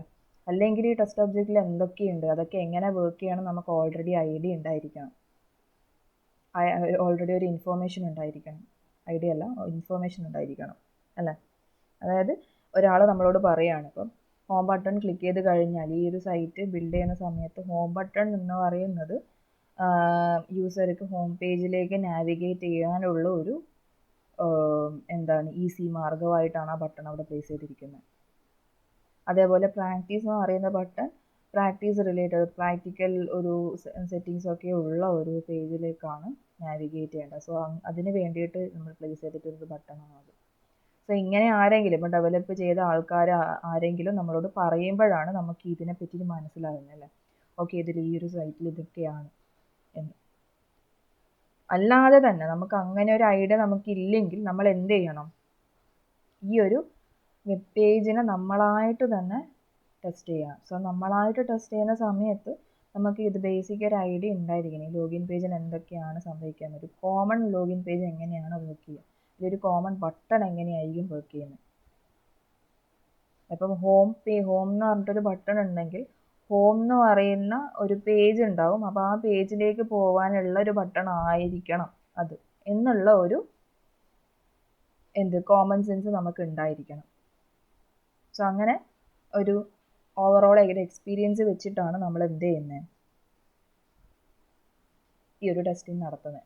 അതായത് ടെസ്റ്റ് ഒബ്ജക്റ്റിനെ മാത്രമായിട്ട് നമ്മൾ ടെസ്റ്റിംഗ് ചെയ്യുന്നത്. ഓക്കെ, അപ്പോൾ അങ്ങനെ ടെസ്റ്റ് ചെയ്യാനായിരുന്നു പറഞ്ഞത്. അതിൻ്റെ കൂടെ തന്നെ നമുക്ക് എന്താണ് അതിൻ്റെ ടെംപ്ലേറ്റും കൂടി കാണിച്ചു തന്നിട്ടുണ്ടായിരുന്നു. അതായത് ഒരു കോളം നമ്മൾ എക്സൽ ഷീറ്റിലായിരുന്നു ചെയ്യുന്നത്. സോ ആ എക്സൽ ഷീറ്റിൽ ചെയ്യുന്ന സമയത്ത് ഒരു കോളത്തിൽ ടെസ്റ്റ് കേസ് ID, മറു കോളത്തിൽ നമുക്ക് എന്താണ് ഡിസ്ക്രിപ്ഷൻ, അങ്ങനെ ആയിട്ടായിരുന്നു ചെയ്യാൻ പറഞ്ഞിട്ടുണ്ടായിരുന്നത് അല്ലേ. അപ്പോൾ എന്താണ് ഇവിടെ ഇങ്ങനെ നമുക്കൊരു ഷീറ്റ് നമ്മൾ ക്രിയേറ്റ് ചെയ്യുന്ന സമയത്ത് ഒന്നുകിൽ ഇതുപോലെ ഗൂഗിൾ ഷീറ്റിൽ നമുക്ക് ചെയ്യാം. ഗൂഗിൾ എടുത്തു കഴിഞ്ഞാൽ ഇപ്പോൾ ഓൾറെഡി സൈൻ ഇൻ ഒക്കെ ആണെങ്കിൽ നമുക്ക് എന്ത് ചെയ്താൽ മതി, ഗൂഗിൾ ഷീറ്റ് എടുക്കുന്നവരാണെങ്കിൽ. അല്ലാത്തവർക്ക് എന്താണ് സിസ്റ്റത്തിൽ പോയിട്ട് ഒക്കെ ആണെങ്കിൽ എക്സൽ ടൈപ്പ് ചെയ്താൽ മൈക്രോസോഫ്റ്റ് എക്സൽ എന്ന് പറഞ്ഞിട്ട് സെർച്ച് ചെയ്ത് കഴിഞ്ഞാൽ എക്സൽ ഷീറ്റ് കിട്ടും. എൻ്റെ എക്സൽ ഇല്ല, എക്സൽ നമുക്ക് എന്താണ് ഡൗൺലോഡൊക്കെ ചെയ്യേണ്ടി വരും, എൻ്റെ ഇൻസ്റ്റാൾഡ് അല്ല.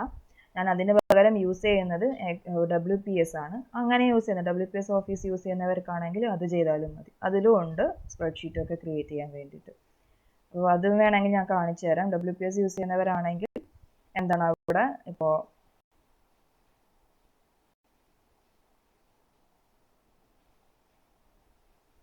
സ്ലൈഡ്സ് ഷീറ്റ്സ് എടുത്തു കഴിഞ്ഞാൽ നമുക്ക് പുതിയ ഷീറ്റ് ബ്ലാങ്ക് ഷീറ്റ് ചെയ്യാനുണ്ടാവും. ആ ബ്ലാങ്ക് ഷീറ്റിൽ ഇതുപോലെ നമുക്ക് സ്പ്രെഡ്ഷീറ്റ് എടുക്കാൻ പറ്റും. ആ ഷീറ്റിൻ്റെ പേര് നമുക്ക് വേണമെങ്കിൽ സേവ് ചെയ്യുന്ന സമയത്ത് ഇത് ഓട്ടോ സേവ് അല്ല, ഈ നമ്മുടെ ഗൂഗിൾ ഷീറ്റൊക്കെയാണ് നമുക്ക് ഓട്ടോ സേവ് ആയിട്ട് വരുന്നത്. ഇതുപോലുള്ള WPS ഒക്കെ ആണെങ്കിൽ നമ്മൾ മാനുവലി സേവ് ചെയ്യേണ്ടി വരും. ഓട്ടോ സേവ് ഓപ്ഷൻ ഇതിലില്ല. അപ്പോൾ എന്ത് ചെയ്യുക, ഇതിൽ നമ്മൾ സേവ് ചെയ്യുന്ന സമയത്ത് ഒരു പർട്ടിക്കുലർ ഫോൾഡറിൽ നമ്മുടെ സിസ്റ്റത്തിൽ തന്നെ ഫയൽസിൽ നമുക്കൊരു പർട്ടിക്കുലർ ഏരിയയിൽ നമുക്കിത് സേവ് ചെയ്ത് വെക്കാൻ പറ്റും. അപ്പോൾ അങ്ങനെ സേവ് ചെയ്ത് വെക്കുക. സേവ് ഓപ്ഷൻ ഇവിടെയുണ്ട്. അപ്പം സേവ് ചെയ്തിട്ട് ഒരു പർട്ടിക്കുലർ പേരിൽ തന്നെ നമുക്കത് സേവ് ചെയ്ത് വെക്കാൻ പറ്റും. ഓക്കെ, ഇപ്പോൾ ഇതിൽ ഞാനിപ്പോൾ ഇവിടെ ഡെസ്ക്ടോപ്പിൽ വെറുതെ ഇങ്ങനെ സേവ് ചെയ്യുന്നതാണെങ്കിൽ ഇവിടെ ഇപ്പോൾ ജസ്റ്റ് ടെസ്റ്റ് കേസ് 1 എന്നും പറഞ്ഞിട്ട് എനിക്ക് ഈ ഒരു ഡെസ്ക്ടോപ്പ് ഫോൾഡറിൽ എവിടെ വേണമെങ്കിലും സേവ് ചെയ്ത് വെക്കാം. നമുക്കൊരു പുതിയൊരു ഫോൾഡർ ക്രിയേറ്റ് ചെയ്തിട്ട് ചെയ്യുന്നുണ്ടെങ്കിൽ അങ്ങനെയും ചെയ്യാം. പുതിയൊരു ഫോൾഡർ ഇവിടുന്ന് ക്രിയേറ്റ് ചെയ്തിട്ട് അങ്ങനെ വേണമെങ്കിൽ ആ ഫോൾഡറിൻ്റെ ഉള്ളിലായിട്ട് നമുക്ക് സേവ് ചെയ്യാം. സേവ് ചെയ്ത് കഴിഞ്ഞാൽ ഇപ്പോൾ ആ ഒരു ഡെസ്ക്ടോപ്പിൽ നമുക്ക് ഡയറക്റ്റ്ലി ആക്സസ് ചെയ്യുന്ന വിധത്തിൽ ആ ഒരു ഫയൽ സേവ് ആയിട്ടുണ്ടാവും. ഓക്കെ, പിന്നെ എന്താണ് നമുക്ക് നേരത്തെ ചെയ്ത് നമ്മൾ കഴിഞ്ഞ സെഷനിൽ പറഞ്ഞ പോലെ തന്നെ നമുക്ക് എന്താണ് 2 കോളംസ് ക്രിയേറ്റ് ചെയ്യാൻ വേണ്ടത്. ഒന്ന് ടെസ്റ്റ് കേസ് ID, പിന്നെ രണ്ടാമത്തെ കോളം ഡിസ്ക്രിപ്ഷൻ. അപ്പം ഇങ്ങനെ ക്രിയേറ്റ് ചെയ്യാണ് വേണ്ടത് ഡിസ്ക്രിപ്ഷൻ.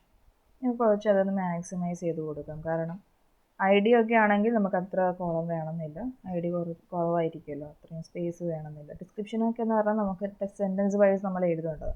സോ കുറച്ചൊരു സ്പേസ് കൊടുക്കാം നമുക്ക്. ഓക്കെ, എന്നിട്ട് ഒരു ടെസ്റ്റ് കേസ് ID മെൻഷൻ ചെയ്യാൻ പറഞ്ഞിട്ടുണ്ടായിരുന്നു. അപ്പോൾ എന്താണ് ടെസ്റ്റ് കേസ് ID എന്ന് പറയുമ്പോൾ നമ്മൾ യുണീക്കായിട്ടൊരു ID കൊടുക്കുക വേണ്ടത്. അപ്പോൾ എന്താ നമുക്ക് ഇപ്പം നമ്മൾ എന്തിനെയാണോ ടെസ്റ്റ് ചെയ്യാൻ പോകുന്നത് ആ ഒരു സൈറ്റിൻ്റെ ബേസിസിൽ നമുക്ക് പേര് കൊടുക്കാൻ പറ്റും. ഇപ്പം ഇതൊരു ടെസ്റ്റ് ലോഗിൻ എന്നൊക്കെ പറഞ്ഞിട്ട് നമുക്ക് കാണുന്നത് അല്ലേ. അപ്പോൾ അതിൻ്റെ ബേസിസിൽ വേണമെങ്കിൽ ആൽഫബറ്റ്സ് ഷോർട്ട് ഫോം ഒക്കെ ആക്കിയിട്ട് നമുക്ക് കൊടുക്കാം. ഇപ്പോൾ ടെസ്റ്റ് ലോഗിൻ TL എന്നാണ്. അപ്പം TL _ കൊടുക്കുക എപ്പോഴും. പിന്നെ 01 ഈ 01 എന്നൊക്കെ കൊടുക്കുന്നതെന്ന് വെച്ചാൽ ഇപ്പം നമ്മൾ ചെയ്യുന്ന പ്രോജക്റ്റ് അനുസരിച്ചിട്ടാണ് ഈ ഒരു IDs നമുക്ക് പറയാൻ പറ്റുന്നത്. അതായത് ഇപ്പോൾ ഞാൻ ചെയ്യാൻ പോകുന്നതെന്ന് വെച്ചാൽ ഈ ഒരു വെബ് പേജ് മാത്രമാണ് അല്ലേ. സോ വെബ് പേജ് മാത്രം, ഒരു വെബ് പേജ് മാത്രമൊക്കെ ആണെങ്കിൽ അത്ര ടെസ്റ്റ് കേസസ് ഒന്നും വരത്തില്ല. നമുക്ക് മാക്സിമം ഒരു 100ൻ്റെ ഉള്ളിൽ നമുക്ക് എന്താണ് ടെസ്റ്റ് കേസസേ ഉണ്ടാവുള്ളൂ. 100 വരത്തില്ല, എന്നാലും അതിൻ്റെ ഉള്ളിൽ നമുക്ക് മാക്സിമം പോയാലും ടെസ്റ്റ് കേസസ് പ്രിപ്പയർ ചെയ്യാൻ പറ്റുള്ളൂ. സോ എന്താണ് 100ൻ്റെ ഉള്ളിൽ എന്ന് പറയുമ്പോൾ നമുക്ക് ആ ഒരു 99 റേഞ്ച് എടുക്കാം. 99 എന്നുള്ളതൊക്കെ പറഞ്ഞാൽ 2 digits അല്ലേ. സോ 2 digit ആയിട്ടാണ് നമുക്ക് എല്ലാം IDs നമുക്ക് മെൻഷൻ ചെയ്യാൻ പറ്റുന്നത്. സോ അതുകൊണ്ടാണ് 01 എന്നുള്ള രീതിയിൽ ആദ്യം തന്നെ കൊടുത്തത്. 1 മാത്രം കൊടുക്കുമ്പോൾ അത് 1 digit ആകുന്നതുകൊണ്ട് 2 digit ആയിട്ടൊരു ഫിഗർ നമുക്ക് മെൻഷൻ ചെയ്യാൻ വേണ്ടിയിട്ടാണ് 01 എന്നുള്ള രീതിയിൽ കൊടുത്തത്. ഓക്കെ, അപ്പോൾ അത് വെച്ചിട്ടാണെങ്കിൽ ഇപ്പം 99 ടെസ്റ്റ് കേസസ് വരെ നമുക്ക് ചെയ്യാൻ പറ്റും. ഇനിയിപ്പം നമുക്ക് 100ൽ കൂടുതൽ ടെസ്റ്റ് കേസസ് വരുന്നുണ്ടെങ്കിൽ ഇതേ ടെസ്റ്റ് കേസ് എന്താണ് ഇനീഷ്യൽ ലെവൽ നമ്മൾ 001 എന്ന് പറഞ്ഞിട്ട് കൊടുക്കേണ്ടി വരും. ഓക്കെ, അപ്പോൾ ആ ഒരു രീതിയിൽ എന്താണ് ടെസ്റ്റ് കേസ് ID എന്താണെന്ന് വെച്ചാൽ നിങ്ങളുടെ ഇഷ്ടത്തിന് ഒരു ആൽഫബറ്റും ഈ ഒരു രീതിയിൽ കൊടുക്കേണ്ടത്. പക്ഷേ കൊടുക്കുന്ന ആൽഫബറ്റ് നമ്മുടെ ഇഷ്ടത്തിന് വേണമെങ്കിൽ കൊടുക്കാം. ഇതുപോലെ ഒരു ടെസ്റ്റ് കേസ് ID കൊടുക്കുക. പിന്നെ ഡിസ്ക്രിപ്ഷൻ, ഫസ്റ്റ് ഓരോ ഡിസ്ക്രിപ്ഷനായിട്ട് ഈ ഒരു ടെസ്റ്റ് കേസ് ID ഓരോന്ന് ആഡ് ഓൺ ആയിട്ട് വരും. ഓരോന്ന് 1 2 3 4 5 ഇതുപോലെ നമുക്ക് ഡ്രാഗ് ചെയ്തിടാം. എത്ര വേണോ അത്രയും നമുക്ക് ഡ്രാഗ് ചെയ്തിടാം. ഇപ്പം ഞാനൊരു 10 ടെസ്റ്റ് കേസ് ക്രിയേറ്റ് ചെയ്യണമെങ്കിൽ നമുക്ക് ഓൾറെഡി അവിടെ 10 അവിടെ മെൻഷൻ ചെയ്ത് വെക്കാൻ പറ്റും. ഓക്കെ, പിന്നെ ഡിസ്ക്രിപ്ഷൻ എന്ന് പറയുമ്പം എന്താണ് അവിടെ വേണ്ടത്. ഞാൻ ഇപ്പം ആദ്യം എന്താണ് ഞാൻ ടെസ്റ്റ് ചെയ്യാൻ പോകുന്നത്. സോ വെബ്സൈറ്റൊക്കെ ഇപ്പോൾ ഈ ഒരു വെബ് പേജ് ഞാൻ ടെസ്റ്റ് ചെയ്യണമെങ്കിൽ ആ വെബ് പേജ് ആദ്യം എനിക്ക് ഓപ്പൺ ചെയ്യണം. സോ അതിൻ്റെ മെയിനായിട്ടുള്ളൊരു അഡ്രസ്സ് എന്ന് പറയുന്നത് ഇതാണ് URL ആണ് ഒരു വെബ്സൈറ്റ് അല്ലെങ്കിൽ ഒരു വെബ് പേജിൻ്റെ ഒരു ഐഡൻറ്റിറ്റി എന്ന് പറയുന്നത്. സോ ആ വെബ് പേജിൻ്റെ URL നമുക്ക് എന്ത് ചെയ്യണം, ആക്സസ് ചെയ്യാൻ പറ്റണം അല്ലേ. എനിക്കിപ്പോൾ ഇത് വേറൊരു ഇതാണ് സെർച്ച് എൻജിൻ. സോ ആ സെർച്ച് എൻജിനിൽ നമുക്ക് എന്ത് ചെയ്യണം, അത് ആക്സസ് ചെയ്യാൻ പറ്റണം. അപ്പോൾ ഇതിങ്ങനെ ഓപ്പൺ ചെയ്യുമ്പം ഞാൻ വിചാരിച്ച ആ ഒരു പേജ് തന്നെ ഓപ്പണായി വരണം എല്ലാ സമയവും അല്ലേ. അത് മെയിൻറ്റെയിൻ ചെയ്യണം അല്ലേ. ചെയ്യുന്ന ക്വാളിറ്റി, ആ ഒരു ക്വാളിറ്റി മെയിൻറ്റെയിനബിൾ ആയിരിക്കണം. സോ എന്നാൽ മാത്രമേ നമുക്കത് ശരിക്കും വർക്കിംഗ് ആണല്ലേ, ക്വാളിറ്റി പ്രോഡക്റ്റ് ആണെന്ന് പറയാൻ പറ്റുള്ളൂ. സോ ഞാനത് മൾട്ടിപ്പിൾ ടൈംസ് ചെയ്യുന്ന സമയത്ത് എപ്പോൾ വേണമെങ്കിലും എടുക്കുന്ന സമയത്ത് URL വർക്കിംഗ് ആയിരിക്കണം. സോ അതിന് വേണ്ടിയിട്ട് എന്ത് ചെയ്യണം, ആദ്യത്തെ എൻ്റെ ചോദ്യം, അതായത് ഞാനൊരു ചോദ്യം ക്രിയേറ്റ് ചെയ്യണം. എന്താണ് to check അല്ലെങ്കിൽ check whether the URL is accessible. Question mark ഇടണം എന്നില്ല, ബിക്കോസ് ഡിസ്ക്രിപ്ഷൻസ് ഓൾറെഡി എല്ലാ ഡിസ്ക്രിപ്ഷൻസും നമ്മളൊരു ക്വസ്റ്റ്യൻ രൂപേണയാണ് ക്രിയേറ്റ് ചെയ്യുന്നത്. സോ ക്വസ്റ്റ്യൻ മാർക്ക് നമ്മൾ അവിടെ കൊടുക്കണമെന്നില്ല, ഓൾറെഡി ക്വസ്റ്റ്യൻ ആണെന്ന് അറിയാം. ഓക്കെ, പിന്നെന്താണ് URL ആക്സസിബിൾ ആണ് എന്ന് നോക്കി. പിന്നെ പോസിബിൾ ആയിട്ടുള്ള എന്ത് ടെസ്റ്റ് കേസ് വരും, അതായത് തുറന്ന് വന്നിരിക്കുന്നത് ഈ ഒരു ലോഗിൻ പേജ് തന്നെയാണോ എന്ന് അറിയണ്ടേ അല്ലേ. സോ അതിന് വേണ്ടിയിട്ട് എന്താണ് പോസിബിൾ ഹെഡിങ് ഉണ്ടോ എന്ന് നോക്കാം. ലോഗിൻ പേജ് ആണോ എന്ന് മനസ്സിലാക്കുന്ന പോസിബിൾ എന്തെങ്കിലും ഹെഡിങ് ഉണ്ടോ എന്ന് നോക്കാം. അപ്പോൾ എന്താണ് ചെക്ക് വെദർ ക്വസ്റ്റ്യൻസ് മാത്രമാണ് നമ്മൾ ക്രിയേറ്റ് ചെയ്യുന്നത്. ആ ക്വസ്റ്റ്യൻസ് ചോദിക്കുന്ന സമയത്ത് കിട്ടുന്ന ഉത്തരമൊന്നും നമ്മളിതിൽ മെൻഷൻ ചെയ്യുന്നില്ല. So check whether correct heading അല്ലെങ്കിൽ correct web page has been displayed.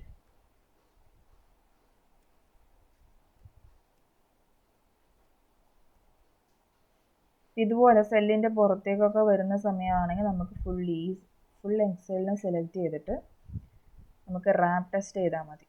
അതായത് നമ്മൾ കൊടുക്കുന്ന ടെക്സ്റ്റിനനുസരിച്ചിട്ട് സെല്ല് റാപ്പായിട്ട് വരും. സെൽ അതിനനുസരിച്ചിട്ട് റീസൈസ് ആയിട്ട് വരും. സോ ഇങ്ങനെ ആകുമ്പം അങ്ങനെ സെൽ അതിനനുസരിച്ചിട്ട് വലുതായി എക്സ്പാൻഡായി. സോ ആ ടെക്സ്റ്റ് ആ സെല്ലിൻ്റെ ഉള്ളിലേക്ക് തന്നെ വന്നു. ഓക്കെ, അപ്പോൾ അത് മൊത്തം ഇത് സെലക്ട് ചെയ്യാൻ വേണ്ടി ഏറ്റവും ഈ അറ്റത്തുള്ള ഈ ഒരു സെല്ലിൽ ക്ലിക്ക് ചെയ്ത് കഴിഞ്ഞാൽ ഫുൾ എക്സൽ ഷീറ്റ് നമുക്ക് സെലക്ട് ആയി വരും. കാരണം ഇനി അങ്ങോട്ടേക്ക് ഈ ഒരു സെല്ല് ചെയ്ത് കഴിഞ്ഞാൽ ബാക്കിയുള്ള സെൽസിനൊക്കെ ചെയ്യേണ്ടി വരും. സോ എല്ലാം ഓവറോൾ എല്ലാം ഈ എക്സൽ ഷീറ്റ് മൊത്തത്തിൽ ചെയ്യുന്നതായിരിക്കും നല്ലത്. സോ എല്ലാം കൂടെ റാപ്പ് ചെയ്താൽ ഇവിടെ വയ്ക്കുക. ഓക്കെ, ഇപ്പം റാപ്പിങ് നടന്നിട്ടുണ്ട്. ഇനി നമുക്ക് ഈ ഒരു സെല്ലിൽ നേരത്തെ വന്ന പ്രശ്നം വേറെ ഒരു സെല്ലിലും ഉണ്ടാവില്ല. ഓക്കെ, ഇനി എന്താണ് അടുത്തത്? എന്താ വെബ് പേജ് ഡിസ്പ്ലേഡ് ആണോ നോക്കി, അതായത് വെബ് പേജ് കറക്റ്റ് ഒരു വെബ് പേജ് ആണോ ഡിസ്പ്ലേ ചെയ്തതെന്ന് നോക്കി. ഇനി എന്താണ് നമുക്ക് വേണ്ട ബട്ടൺസ് ഒക്കെ അവിടെ ഡിസ്പ്ലേ ചെയ്യുന്നുണ്ടോ നോക്കണം. കാരണം ഈ ഒരു ബട്ടണൊക്കെ വേണം എന്നുള്ളത് ഒരു കസ്റ്റമറിൻ്റെ റിക്വയർമെൻറ്റ് ബേസ് ചെയ്തിട്ടായിരിക്കും അല്ലേ. സോ എന്താണ് നമുക്ക് ഓരോന്ന് അതിൻ്റെ കറക്റ്റ് ലോഗോ ഉണ്ടോ എന്ന് നോക്കാം അല്ലേ. അതൊരു ടെസ്റ്റ് കേസ് ആയിട്ട് നമുക്ക് ചെയ്യും. അപ്പോൾ എന്താണ് ചെക്ക് വെദർ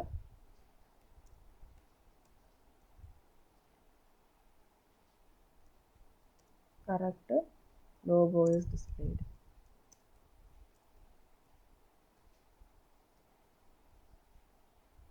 ഇനിയിപ്പോൾ ആ ലോഗോ വർക്കിംഗ് ആണെങ്കിൽ എന്താവണം? ലോഗോ വർക്കിംഗ് ആണെങ്കിൽ നമുക്ക് ഹോം പേജിലേക്ക് പോകാൻ പറ്റണം അല്ലേ. നമ്മൾ ആ ഒരു ഹോം പേജിലേക്ക് നാവിഗേറ്റ് ആവുക വേണ്ടത്. സോ ഹോം പേജിലേക്ക് നാവിഗേറ്റ് ആവുന്നുണ്ടോ നോക്കണം. സോ എന്താണ് അവിടെ ആ ഒരു ക്വസ്റ്റ്യൻ കൊടുക്കുക. അപ്പോൾ എന്താണ് check whether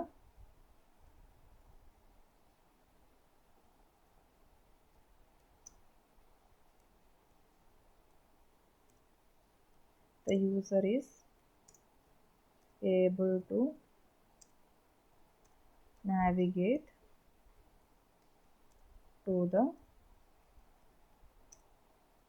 home page when clicked on logo. ഇതെല്ലാം എന്താണ് ഓരോ ചോദ്യങ്ങളാണ് അല്ലേ. ആ ഒരു പേജിലേക്ക് നമ്മൾ ഓരോ എലമെൻസിനോട് ചോദിക്കുന്ന ചോദ്യങ്ങളാണ്. സോ ആ ചോദ്യങ്ങൾ എന്താണ് നമുക്ക് ഓരോ ആ വെബ് പേജിൽ വരുന്ന ഓരോന്നും നമുക്ക് ചോദിക്കാം. അവസാനം ഇതൊക്കെ കഴിഞ്ഞിട്ടാണ് ആൻസർ ചെയ്യുന്നത്. നമ്മളിപ്പോൾ ചോദ്യങ്ങൾ ക്രിയേറ്റ് ചെയ്ത് വെക്കുക എന്നുള്ളതാണ് നമ്മുടെ ടാസ്ക്. ഓക്കെ, അപ്പം ഇങ്ങനെ ഓരോന്നും ഇപ്പോൾ ലോഗിൻ പേജ് വരുന്ന സമയത്ത് ഇനി എന്തൊക്കെ വരാം? ഇനി മെയിനായിട്ടുള്ള കാര്യം എന്താണ്? ലോഗിനിൽ നമുക്ക് എന്താണ് യൂസർ നെയിം പാസ്വേഡ് വെച്ചിട്ട് നമുക്ക് എന്ത് ചെയ്യാൻ പറ്റണം? ലോഗിൻ ചെയ്യാൻ പറ്റുന്നുണ്ടോ നോക്കണം അല്ലേ. സോ എന്താണ് ആ ഒരു നമ്മളിപ്പോൾ ഇതൊക്കെ സ്കിപ്പ് ചെയ്യാണ്. അതൊക്കെ എന്താണ് ബാക്കിയുള്ള ഈ ബട്ടൺസിൻ്റെ കാര്യങ്ങളൊക്കെ നമുക്ക് എന്ത് ചെയ്യാം അവിടെ ഒരു ടെസ്റ്റ് കേസ് ആയിട്ട് പറയാം അല്ലേ. ഈ ഹോം ബട്ടൺ വർക്കിംഗ് ആണോ, പ്രാക്ടീസ് ബട്ടൺ വർക്കിംഗ് ആണോ, ഇതൊക്കെ എന്താണ് ഒരു ടെസ്റ്റ് കേസ് ആയിട്ട് ചെയ്യാം. ഇതിൻ്റെ മെയിൻ ഫംഗ്ഷൻ എവിടെയാണ് വരുന്നത്? ലോഗിൻ ഫംഗ്ഷൻ ആണല്ലേ. അപ്പോൾ ലോഗിൻ ഫംഗ്ഷനിൽ മെയിനായിട്ട് വരുന്ന ടെസ്റ്റ് കേസ് എന്തൊക്കെയായിരിക്കും?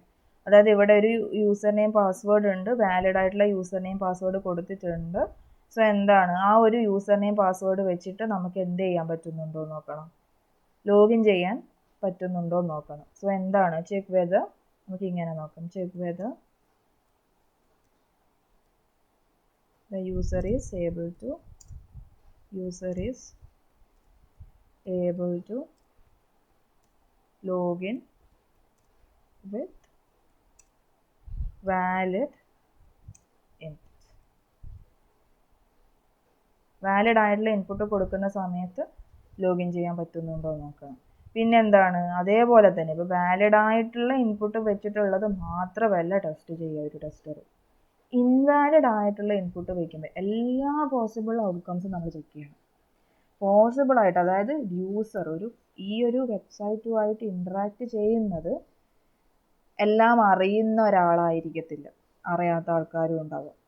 ഇപ്പം വാലിഡ് ആയിട്ടുള്ള യൂസർ നെയിം മറന്നുപോയ ആൾക്കാരുണ്ടാവാം, അല്ലെങ്കിൽ യൂസർ നെയിം തെറ്റിച്ചു കൊടുക്കുന്ന ആൾക്കാരുണ്ടാവാം അല്ലേ. സോ അതിനനുസരിച്ചിട്ട് ഈ വെബ്സൈറ്റ് എന്ത് ചെയ്യണം? ആക്ട് ചെയ്യണം അല്ലേ. ഇൻവാലിഡ് ആണ്, യൂസർ നെയിം ഇൻവാലിഡ് ആണെങ്കിൽ ലോഗിൻ ചെയ്യാൻ പറ്റരുത് ആ യൂസർക്ക്. അങ്ങനെ പറ്റിയിട്ടുണ്ടെങ്കിൽ എന്താണ് സംഭവിക്കുക? നിങ്ങളുടെ പ്രൊഫൈൽ വേറൊരാൾക്കും കൂടി ആക്സസ് ചെയ്യാൻ പറ്റുമല്ലേ. നിങ്ങളുടെ യൂസർ നെയിം പാസ്വേഡും അറിയാത്ത ഒരാൾക്ക് കൂടി എന്ത് ചെയ്യാൻ പറ്റും? ആ ഒരു നിങ്ങൾ ക്രിയേറ്റ് ചെയ്ത് വെച്ചിരിക്കുന്ന പ്രൊഫൈലിലേക്ക് ഈസി ആയിട്ട് കയറാൻ പറ്റും. റാൻഡമായിട്ട് എന്തെങ്കിലും യൂസർ നെയിം പാസ്വേഡ് കൊടുത്താൽ മതിയല്ലോ, നിങ്ങളുടെ പ്രൊഫൈൽ ആക്സസ് ചെയ്യാൻ പറ്റും, പ്രൊഫൈലിലേക്ക് കയറാൻ പറ്റും. സോ എന്ത് ചെയ്യണം? അവിടെ ഒരു സെക്യൂരിറ്റി സിസ്റ്റം ഉണ്ടായിരിക്കണം. വാലിഡ് ആയിട്ടുള്ളൊരു ക്രെഡൻഷ്യൽ ഉണ്ട്. യൂസർ നെയിം എന്ന് പറഞ്ഞിട്ടൊരു ഒറ്റൊരു യൂസർ നെയിം ഉണ്ട്, ഒറ്റൊരു പാസ്വേഡും ഉണ്ട്. ആ ഒരു യൂസർ നെയിം പാസ്വേഡ് വെച്ചിട്ട് മാത്രമേ നമുക്ക് എന്ത് ചെയ്യാൻ പറ്റുള്ളൂ, ബാക്കിയുള്ളതൊക്കെ ആക്സസ് ചെയ്യാൻ പറ്റുള്ളൂ. ഓക്കെ, ബാക്കി അതവിടെ എന്തെങ്കിലും വേറെ എന്തെങ്കിലും ഒരു ഡാറ്റ കൊടുക്കുന്നതെങ്കിൽ അവിടെ അത് ലോഗിൻ ചെയ്യാത്തൊരവസ്ഥയുണ്ടാവും അല്ലേ. അപ്പോൾ അതുണ്ടോ എന്നും കൂടി നോക്കണം. സോ എന്ത് ചെയ്യാം, check whether the user is denied login access when entered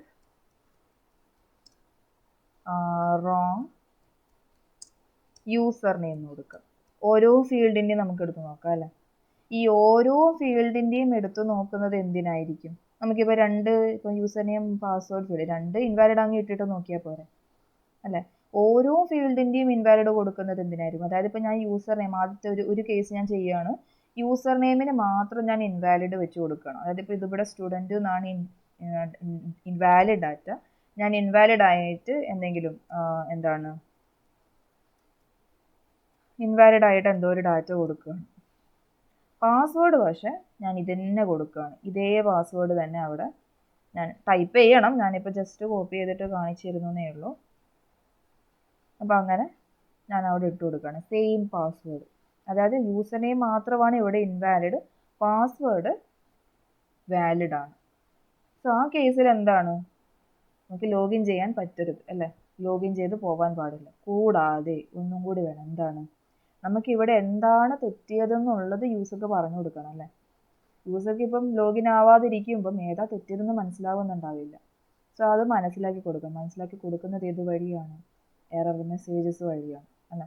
so അപ്പോൾ ഞാനിവിടെ ഇങ്ങനെ സബ്മിറ്റ് ചെയ്യുന്ന സമയത്ത് എന്താ കാണിച്ചത്, എന്തോ ഒരു മെസ്സേജ് കാണിച്ചു അല്ലേ, ഒരു റെഡ് കളറിൽ ഒരു മെസ്സേജ് കാണിച്ചു, എന്താണ്, your user name is invalid. അപ്പോൾ എന്താണ്, യൂസർക്ക് മനസ്സിലാവും, ഓക്കെ യൂസർ നെയിം തെറ്റിപ്പോയിട്ടുണ്ട്. സോ ഒന്നും കൂടി യൂസർ നെയിം വാലിഡ് കൊടുക്കണം. സോ നെക്സ്റ്റ് ടൈം എന്താണ്, യൂസർ നെയിം അയാൾ ശ്രദ്ധിക്കും കൊടുക്കുമ്പോൾ. ഇനി നേരെ മറിച്ച് ഞാൻ പാസ്വേഡാണ് ഇൻവാലിഡ് കൊടുക്കുന്നതെന്ന് വിചാരിക്കുക. അപ്പം ഞാൻ സ്റ്റുഡൻറ്റ് തന്നെ ഇവിടെ കൊടുത്തു, യൂസർ നെയിം കറക്റ്റ് തന്നെ കൊടുത്തു, പാസ്വേഡ് വേറെ എന്തൊക്കെയോ ഞാൻ റാൻഡംലി എന്തൊക്കെയോ ടൈപ്പ് ചെയ്യുന്നു, എന്നിട്ട് ഞാൻ സബ്മിറ്റ് കൊടുത്തു. അപ്പോൾ എന്താണ്, അവിടെ വീണ്ടും ഒരു ഇൻഫർമേഷൻ വന്നു, എന്ത്, your password is invalid. So യൂസർക്ക് മനസ്സിലായി എന്ത്, ഞാൻ പാസ്വേഡാണ് തെറ്റിയിട്ട് കൊടുത്തിട്ടുള്ളത്. സോ ഇതും നമ്മൾ എന്ത് ചെയ്യണം, ചെക്ക് ചെയ്യണം, കറക്റ്റ് എറർ മെസ്സേജ് ആണോ വരുന്നതെന്ന് നോക്കണം. ഇപ്പം ഞാൻ പാസ്വേഡിന് തെറ്റ് കൊടുത്തു, പക്ഷേ ഇവിടെ പ്രോംപ്റ്റ് ചെയ്യുന്നത് your user name is invalid എന്നാണ്. അങ്ങനെ ആവാൻ പാടില്ലല്ലോ, യൂസറിനെ മിസ്ലീഡ് ചെയ്യാനും പാടില്ല. എന്താണോ തെറ്റ് വന്നത് അത് കറസ്പോണ്ടിങ് മെസ്സേജ് തന്നെ കാണിക്കണം, യൂസർക്ക് കറക്റ്റായിട്ട് മനസ്സിലാവണം. ഒന്നും അറിയാത്ത ആൾക്കാർക്ക് പോലും ഈ ഒരു വെബ് പേജ് യൂസ് ചെയ്യാൻ പറ്റണം. സോ അതാണ് ഈ ഒരു വെബ് പേജ് ക്രിയേഷനിലൂടെ നമ്മൾ നോക്കുന്നത് അല്ലേ. ഒന്നും അറിയാത്ത ആൾക്കാർ, എല്ലാ യൂസേഴ്സിനും ഇത് യൂസ് ചെയ്യാൻ പറ്റും. അപ്പം ഒന്നും അറിയാത്ത ആൾക്കാരും ഉണ്ടാവാം ആ ഒരു ലിസ്റ്റിൽ, എല്ലാം അറിയുന്ന ആൾക്കാർ, ലോഗിൻ പേജ് ആക്സസ് ചെയ്ത് എല്ലാം ഇതിൽ വായിച്ചെടുത്ത് എല്ലാം മനസ്സിലാക്കിക്കൊണ്ട് ചെയ്യാൻ അറിയുന്ന ആൾക്കാരും ഉണ്ടാവും. ഇതൊന്നും കണ്ടിട്ടൊന്നും മനസ്സിലാവാത്ത ആൾക്കാരും ഉണ്ടാവും. സോ എല്ലാവരെയും ഒന്ന് ഗൈഡ് ചെയ്യുന്ന തരത്തിൽ വേണം ഈ വെബ് പേജ് റൺ ആവാൻ വേണ്ടിയിട്ട്. സോ എന്താണ്, അതും നോക്കണം അല്ലേ, എറർ മെസ്സേജിൻ്റെ കാര്യം. സോ അതുകൊണ്ടാണ് ഓരോ ഫീൽഡും നമ്മൾ ഇൻവാലിഡ് കൊടുത്തിട്ട് നോക്കുന്നത്. അപ്പോൾ ഇവിടെ എന്താണ്, check whether the user is denied login access when entered user name. അപ്പോൾ എന്താ, അവിടെ യൂസർ നെയിം റോങ് ആവുന്ന കേസിൽ എന്താണ്, ലോഗിൻ ആവാതിരിക്കുന്നുണ്ടോ എന്ന് നോക്കണം. പിന്നെ നമുക്ക് അതിൻ്റെ കൂടെ തന്നെ വേറെ ഇതേ സെയിം തന്നെ നമുക്ക് വേറെ ഒന്നും കൂടെ ആഡ് ഓൺ ആക്കാം. എന്തും കൂടെ ആഡ് ഓൺ ആക്കാം, check whether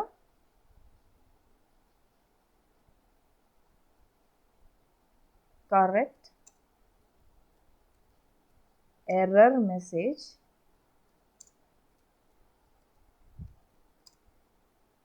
is being displayed when entered wrong username, and when tried to log in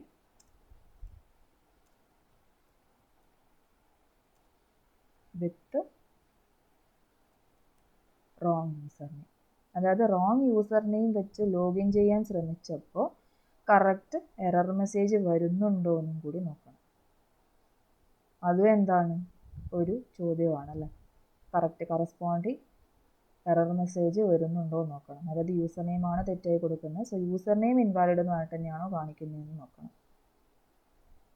അല്ല, ഇനിയിപ്പോൾ ഞാൻ പാസ്വേഡാണ് നോക്കുന്നതെങ്കിൽ, ഈ ഒരു കേസിൽ പാസ്വേഡാണ് ലോഗിൻ ആവാതിരിക്കുന്നുണ്ടോ ഇല്ലയോ എന്ന് നോക്കുന്നതെങ്കിൽ അവിടെ എന്താണ് റോങ് പാസ്വേഡ് എന്ന് വരും ഇതിന് പകരം. അപ്പോൾ എന്താണ്, ഒന്ന് പാസ്വേഡ് റോങ് ആവുന്ന സമയത്ത് ലോഗിൻ ആക്സസ് ഡിനൈ ആകുന്നുണ്ട്. പിന്നെന്താണ്, ഇതേ പാസ്വേഡ് തന്നെ റോങ് ആയി കൊടുക്കുന്ന സമയത്ത് അതിൻ്റെ കറസ്പോണ്ടിങ് എറർ മെസ്സേജ് കാണിക്കുന്നുണ്ട്. അല്ലേ? അപ്പോൾ ഇത്രയും ടെസ്റ്റ് കേസസ് കൂടി എന്താണ് അവിടെ ആഡ് ഓൺ ആയിട്ട് വരും. അല്ലേ? ഇത് യൂസർ നെയിമിൻ്റെ മാത്രമാണ്, അല്ല യൂസർ നെയിമും പാസ്വേഡും റോങ് ആയിട്ടുള്ള കേസ് മാത്രമാണ്. അല്ലേ? ഇനി എന്താണ്, യൂസർ നെയിമും പാസ്വേഡും ഒരുമിച്ചിട്ട് ഇൻവാലിഡ് കൊടുക്കുന്ന കേസും വരാം. അല്ലേ? അപ്പോൾ എന്താവണം, അവിടെ രണ്ടിൻ്റെയും ഒരു എറർ മെസ്സേജ് പ്രോംപ്റ്റ് ചെയ്യണം. യൂസർ നെയിം പാസ്വേഡ് മാച്ച് ആവുന്നില്ല എന്നോ, അല്ലെ യൂസർ നെയിം പാസ്വേഡ് തെറ്റാണ്, രണ്ടും തെറ്റാണെന്ന് കാണിക്കുന്ന മെസ്സേജ് വേണം. കാരണം രണ്ടും ഇൻവാലിഡ് കൊടുക്കുന്നുണ്ട്. സോ എന്താണ് റോങ് യൂസർ നെയിം പാസ്വേഡ് കൊടുക്കുന്ന സമയത്തുള്ള യൂസർ നെയിം ആൻഡ് പാസ്വേഡ് എന്ന് പറഞ്ഞിട്ട് മെൻഷൻ ചെയ്യണം. അതേപോലെ correct error message prompting when entered wrong user name and password, അതും നോക്കണമല്ലോ. അപ്പോൾ അങ്ങനെയും കേസ് വരാം. ഇനിയും കേസ് വരാം. എന്ത് വരാം, ലോഗിൻ്റെ ഈ ഇൻപുട്ട് കൊടുക്കുന്ന കേസിൽ തന്നെ ഇനിയും ഒരു മേജർ ഒരു സിനാരിയോ കൂടി വരും. എന്തായിരിക്കും അത്, അതായത് ഈ ഫീൽഡ്സ് കൊടുക്കാതിരിക്കുമ്പോഴുള്ള കേസ്. ഞാൻ മിസ് ഔട്ട് ആക്കുകയാണ്. അതായത് യൂസർ നെയിം കൊടുക്കാതെ പാസ്വേഡ് മാത്രം ഞാൻ എൻ്റർ അടിക്കുകയാണ്. പാസ്വേഡ് മാത്രം കൊടുത്തു. എന്നിട്ട് ഞാൻ കൊടുക്കുമ്പോൾ എന്ത് സംഭവിക്കണം, ഈ ഒരു ഫീൽഡിലും ഒന്നുമില്ല, ഇവിടെ ടൈപ്പ് ചെയ്യണം, ഇവിടെ ഇൻപുട്ട് ഉണ്ടായിരിക്കണം എന്നുള്ള കാര്യം അവിടെ പ്രോംപ്റ്റ് ചെയ്യണം. അല്ലേ? സോ അതാണ് നെക്സ്റ്റ്. ആ ഒരു ചോദ്യം കൂടി നമുക്ക് ചോദിക്കാം. അല്ലേ? എന്താണ്, check whether user is denied access. ഒന്ന് അതന്നെ, user is denied access when no password അല്ലെങ്കിൽ no user name is entered. അതായത് യൂസർ നെയിമിൻ്റെ കേസ് തന്നെ എടുക്കാം. User name is entered. അല്ല, പിന്നെന്ത് വരും, ഇതിൻ്റെ തന്നെ എറർ മെസ്സേജ് കാണിക്കുന്നത്. കറക്റ്റ് എറർ മെസ്സേജ് എന്ന് പറയാൻ പറ്റില്ല, ബ്ലാങ്ക് കൊടുക്കുന്ന സമയത്ത് വാർണിംഗ് മെസ്സേജാണ്. അവിടെ ഡാറ്റ ഒന്നും കൊടുക്കാത്ത കേസിൽ നമുക്ക് വരുന്നത് വാർണിംഗ് മെസ്സേജാണ്. So check whether correct warning message is been displayed for എന്താണ് displayed when try to login without user name. അല്ല, വിത്തൗട്ട് യൂസർ നെയിമാണ്, വിത്തൗട്ട് യൂസർ നെയിം. ഇനി ഇതേപോലെ എന്താണ് നമുക്ക് പാസ്വേഡിൻ്റെയും കൊടുത്തു നോക്കാം. അല്ലേ? പാസ്വേഡിൻ്റെയും വരും. പാസ്വേഡിൻ്റെ എന്ത് വരും, denied login access with no password is entered. No password is entered. പിന്നെന്താണ്, അതിൻ്റെ corresponding warning message. Warning message is displayed when try to login without password. ഇനി ഇൻവാലിഡ് കൊടുക്കുന്ന കേസ്, രണ്ടും ഇൻവാലിഡ് കൊടുക്കുന്ന കേസ് നോക്കിയായിരുന്നല്ലോ, അതേപോലെ തന്നെ ഇവിടെയും വരത്തില്ലേ. ഇവിടെ നോ ഒരു ഡാറ്റയും കൊടുക്കാതിരിക്കുമ്പോഴും എന്താണ് ആക്സസ് ഡിനൈ ആവുന്നുണ്ടോ നോക്കണം. കൂടാതെ വാർണിംഗ് മെസ്സേജ് കാണിക്കുന്നുണ്ടോ നോക്കണം. അപ്പം എന്താണ്, വെൻ നോ യൂസർ നെയിം അല്ലെങ്കിൽ without any login denied access when no user name and password is entered, അല്ലെങ്കിൽ without any login without any inputs, അങ്ങനെയും പറയാം. no user name and password is entered, അല്ലെങ്കിൽ check whether the user is denied login access when try to login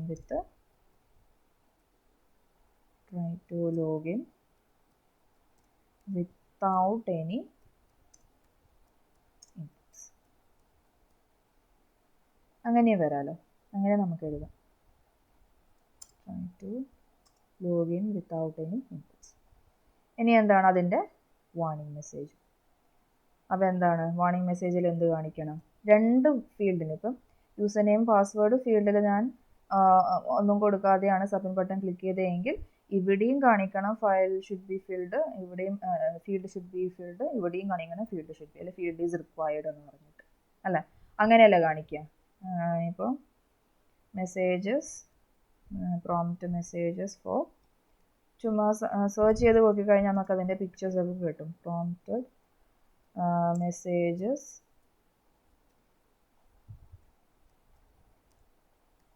four blank fields അടിച്ചു കൊടുത്താൽ മതി. For blank fields.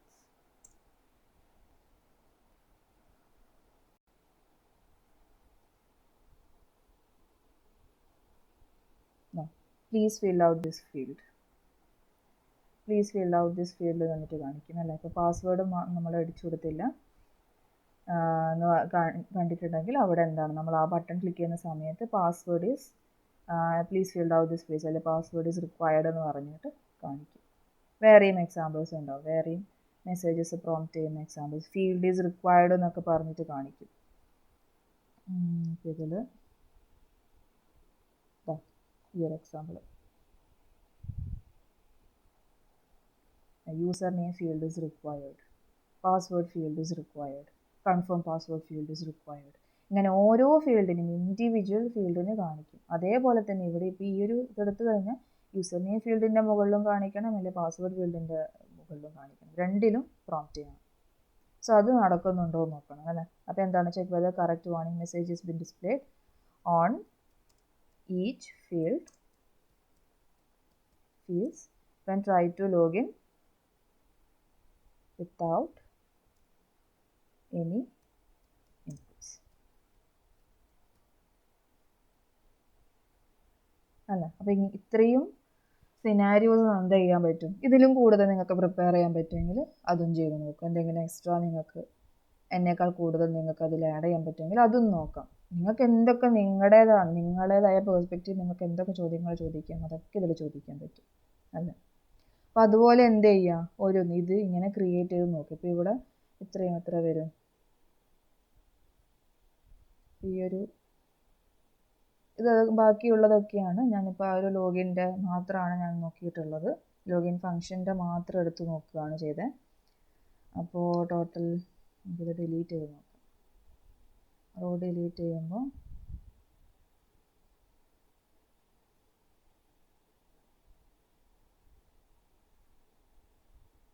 17 test cases എനിക്ക് റാൻഡമായിട്ട് ചോദിക്കാൻ പറ്റിയല്ലേ ഈ ഒരു ലോഗിൻ. 17 ഒന്നുമല്ല, അതിൽ കൂടുതലും നമുക്ക് ചോദിക്കാൻ പറ്റും അല്ലേ. ഈ ബട്ടൻ്റെ കാര്യങ്ങളൊക്കെ നമുക്ക് ചോദിക്കാം അല്ലേ, ബട്ടൻ്റെ കാര്യങ്ങൾ. ഇനിയിപ്പോൾ ആ ഒരു ക്രെഡൻഷ്യലിവിടെ കൊടുത്തത് കൊണ്ടാണ് അതാണ് ലോഗിൻ്റെ വാലിഡ് ക്രെഡൻഷ്യൽ നമുക്ക് മനസ്സിലായി. അപ്പോൾ എന്താണ്, ആ ഒരു ലോഗിൻ ക്രെഡൻഷ്യൽ പ്രൊവൈഡ് ചെയ്തിട്ടുണ്ടോ എന്നൊക്കെ നമുക്ക് എന്താണ് അവിടെ ക്വസ്റ്റ്യൻ ചോദിക്കാം. അതൊക്കെ നമുക്ക് ക്രിയേറ്റ് ചെയ്യാവുന്നത്. അപ്പോൾ എന്ത് ചെയ്യുക, ഇതുപോലെ ഒന്നുകിൽ എക്സൽ ഷീറ്റിൽ അല്ലെങ്കിൽ ഇതുപോലെ ഗൂഗിൾ എടുത്തു കഴിഞ്ഞാൽ നമുക്ക് ഗൂഗിൾ ഫീച്ചേഴ്സ് എടുത്തു കഴിഞ്ഞാൽ അതിൽ നമുക്ക് ഗൂഗിൾ ഷീറ്റ് എന്ന് പറയുമ്പോൾ ഓൺലൈനായിട്ട് കിടക്കും. നമ്മുടെ ഡ്രൈവിൽ ഓൾറെഡി അത് സ്റ്റോർ ആവും, സേവ് ചെയ്യേണ്ട ആവശ്യമില്ല. ഓട്ടോമാറ്റിക്കലി അവിടെ സേവ് ആവുന്നത് ഗൂഗിൾ ഷീറ്റ് എന്ന് പറയുന്നത്. ഇതുപോലെ ബ്ലാങ്ക് ഷീറ്റ് നമുക്ക് എടുത്തിട്ട് അതിൻ്റെ ഷീറ്റിൻ്റെ പേര് ഇവിടെ നമുക്ക് ചേഞ്ച് ചെയ്യാം. ഇതേപോലെ ബാക്കിയൊക്കെ നോർമൽ നമുക്കിവിടെ കോളംസൊക്കെ ഇതാക്കാം. ആ ഷീറ്റ് ചെയ്ത് പിന്നെ നമുക്കത് എന്താണ് എവിടെയും സേവ് ഒന്നും ചെയ്യേണ്ട ആവശ്യമില്ല, ഓട്ടോമാറ്റിക്കലി സേവ് ആവും. ഓൺലൈനായിട്ട് ഇത് നടത്തുന്നത്. ഇനിയിപ്പം അഥവാ നിങ്ങൾക്ക് ഓഫ്ലൈനായിട്ടാണ് യൂസ് ചെയ്യണമെന്നുണ്ടെങ്കിൽ ഓഫ്ലൈനായിട്ട് ഇത് മാറ്റാനും പറ്റും. ഓക്കെ, ഫയൽ നമുക്ക് മേക്ക് അവൈലബിൾ ഓഫ്ലൈൻ ഇട്ട് കഴിഞ്ഞാൽ നമുക്കത് ഓഫ്ലൈനായിട്ട് നമ്മൾ ഓട്ടോമാറ്റിക്കലി മാനുവലി സേവ് ചെയ്യുന്ന വിധത്തിൽ നമുക്ക് ചേഞ്ച് ചെയ്യാനും പറ്റും. നമുക്ക് ഡൗൺലോഡ് ചെയ്യാനും പറ്റും. നമുക്കിതൊരു ഓഫ്ലൈൻ ഡോക്യുമെൻ്റ് ആയിട്ട് ഇത് മാറ്റണം, PDF ആയിട്ട് എടുക്കണം, അല്ലെങ്കിൽ എക്സൽ ആയിട്ട് തന്നെ നമുക്ക് ഇത് ഡൗൺലോഡൊക്കെ ചെയ്യാൻ പറ്റും. എനിക്കിപ്പോൾ ഇത് ഈ ഒരു ഡോക്യുമെൻ്റ് ഓൺലൈനായിട്ട് തന്നെ നമുക്ക് വേറൊരാൾക്ക് ഷെയർ ചെയ്യണമെന്നുണ്ടെങ്കിൽ ഡോക്യുമെൻ്റായിട്ട് ഷെയർ ചെയ്യേണ്ട, ഓൺലൈനായിട്ട് നമുക്കൊരു വെബ് പേജ് ആയിട്ട് തന്നെ നമുക്ക് ഷെയർ ചെയ്യണമെന്നുണ്ടെങ്കിൽ അതിനും ഇവിടെ ഫെസിലിറ്റീസ് ഉണ്ട്. നമുക്ക് ഷെയർ ഓപ്ഷൻസ് കൊടുത്തിട്ട് ഈ ഒരു ടൈറ്റിലിനൊരു പേരൊക്കെ കൊടുത്ത് ജസ്റ്റ്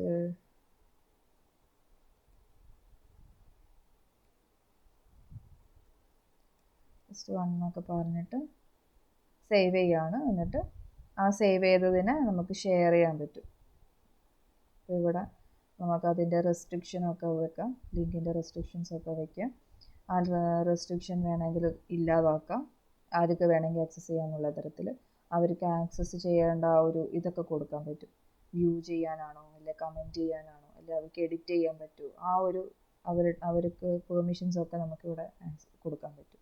എന്നിട്ട് ഈ ലിങ്ക് നമുക്ക് കോപ്പി ചെയ്തിട്ട് കൊടുത്താൽ മതി, അവർക്ക് ഷെയർ ചെയ്താൽ മതി. അപ്പോൾ അവർക്ക് ആ ലിങ്ക് വെച്ചിട്ട് ഈ ഒരു ഷീറ്റ് അവർക്ക് ആക്സസ് ചെയ്യാൻ പറ്റും. ഓക്കെ, അപ്പോൾ അങ്ങനെ നമുക്ക് എന്താണ് കുറച്ചും കൂടി ഈസി ആയിട്ട് ചെയ്യാൻ പറ്റുന്ന ഗൂഗിൾ ഷീറ്റ്സിലാണ്. അപ്പം ചെയ്യാം, നിങ്ങൾക്ക് എന്താണോ പ്രിഫർ ചെയ്യുന്നത് നിങ്ങൾക്ക് അത് യൂസ് ചെയ്തിട്ട് ചെയ്യാൻ പറ്റും. ഓക്കെ, അപ്പോൾ എന്നിട്ട് ഒരു അസൈൻമെൻ്റ് ആയിട്ട് കീപ്പ് ചെയ്യുക നിങ്ങളുടെ അടുത്ത് തന്നെ. ഓക്കെ, അപ്പം ഇതുപോലെ ആണ് നമ്മൾ എന്ത് ചെയ്യുന്നത്, മാനുവലിൽ ടെസ്റ്റ് കേസസ് ക്രിയേറ്റ് ചെയ്യുന്നത്. ഓക്കെ, അപ്പോൾ ബാക്കി ഇനിയിപ്പോൾ തിയറി ആയിട്ടുള്ള കാര്യങ്ങളും ആക്ടിവിറ്റി ആയിട്ടുള്ള കാര്യങ്ങളൊക്കെ നെക്സ്റ്റ് സെഷനിൽ നോക്കാം. നമുക്ക് ഈ ഒരു സെക്ഷൻ ഇവിടെ വൈൻഡപ്പ് ചെയ്യാം.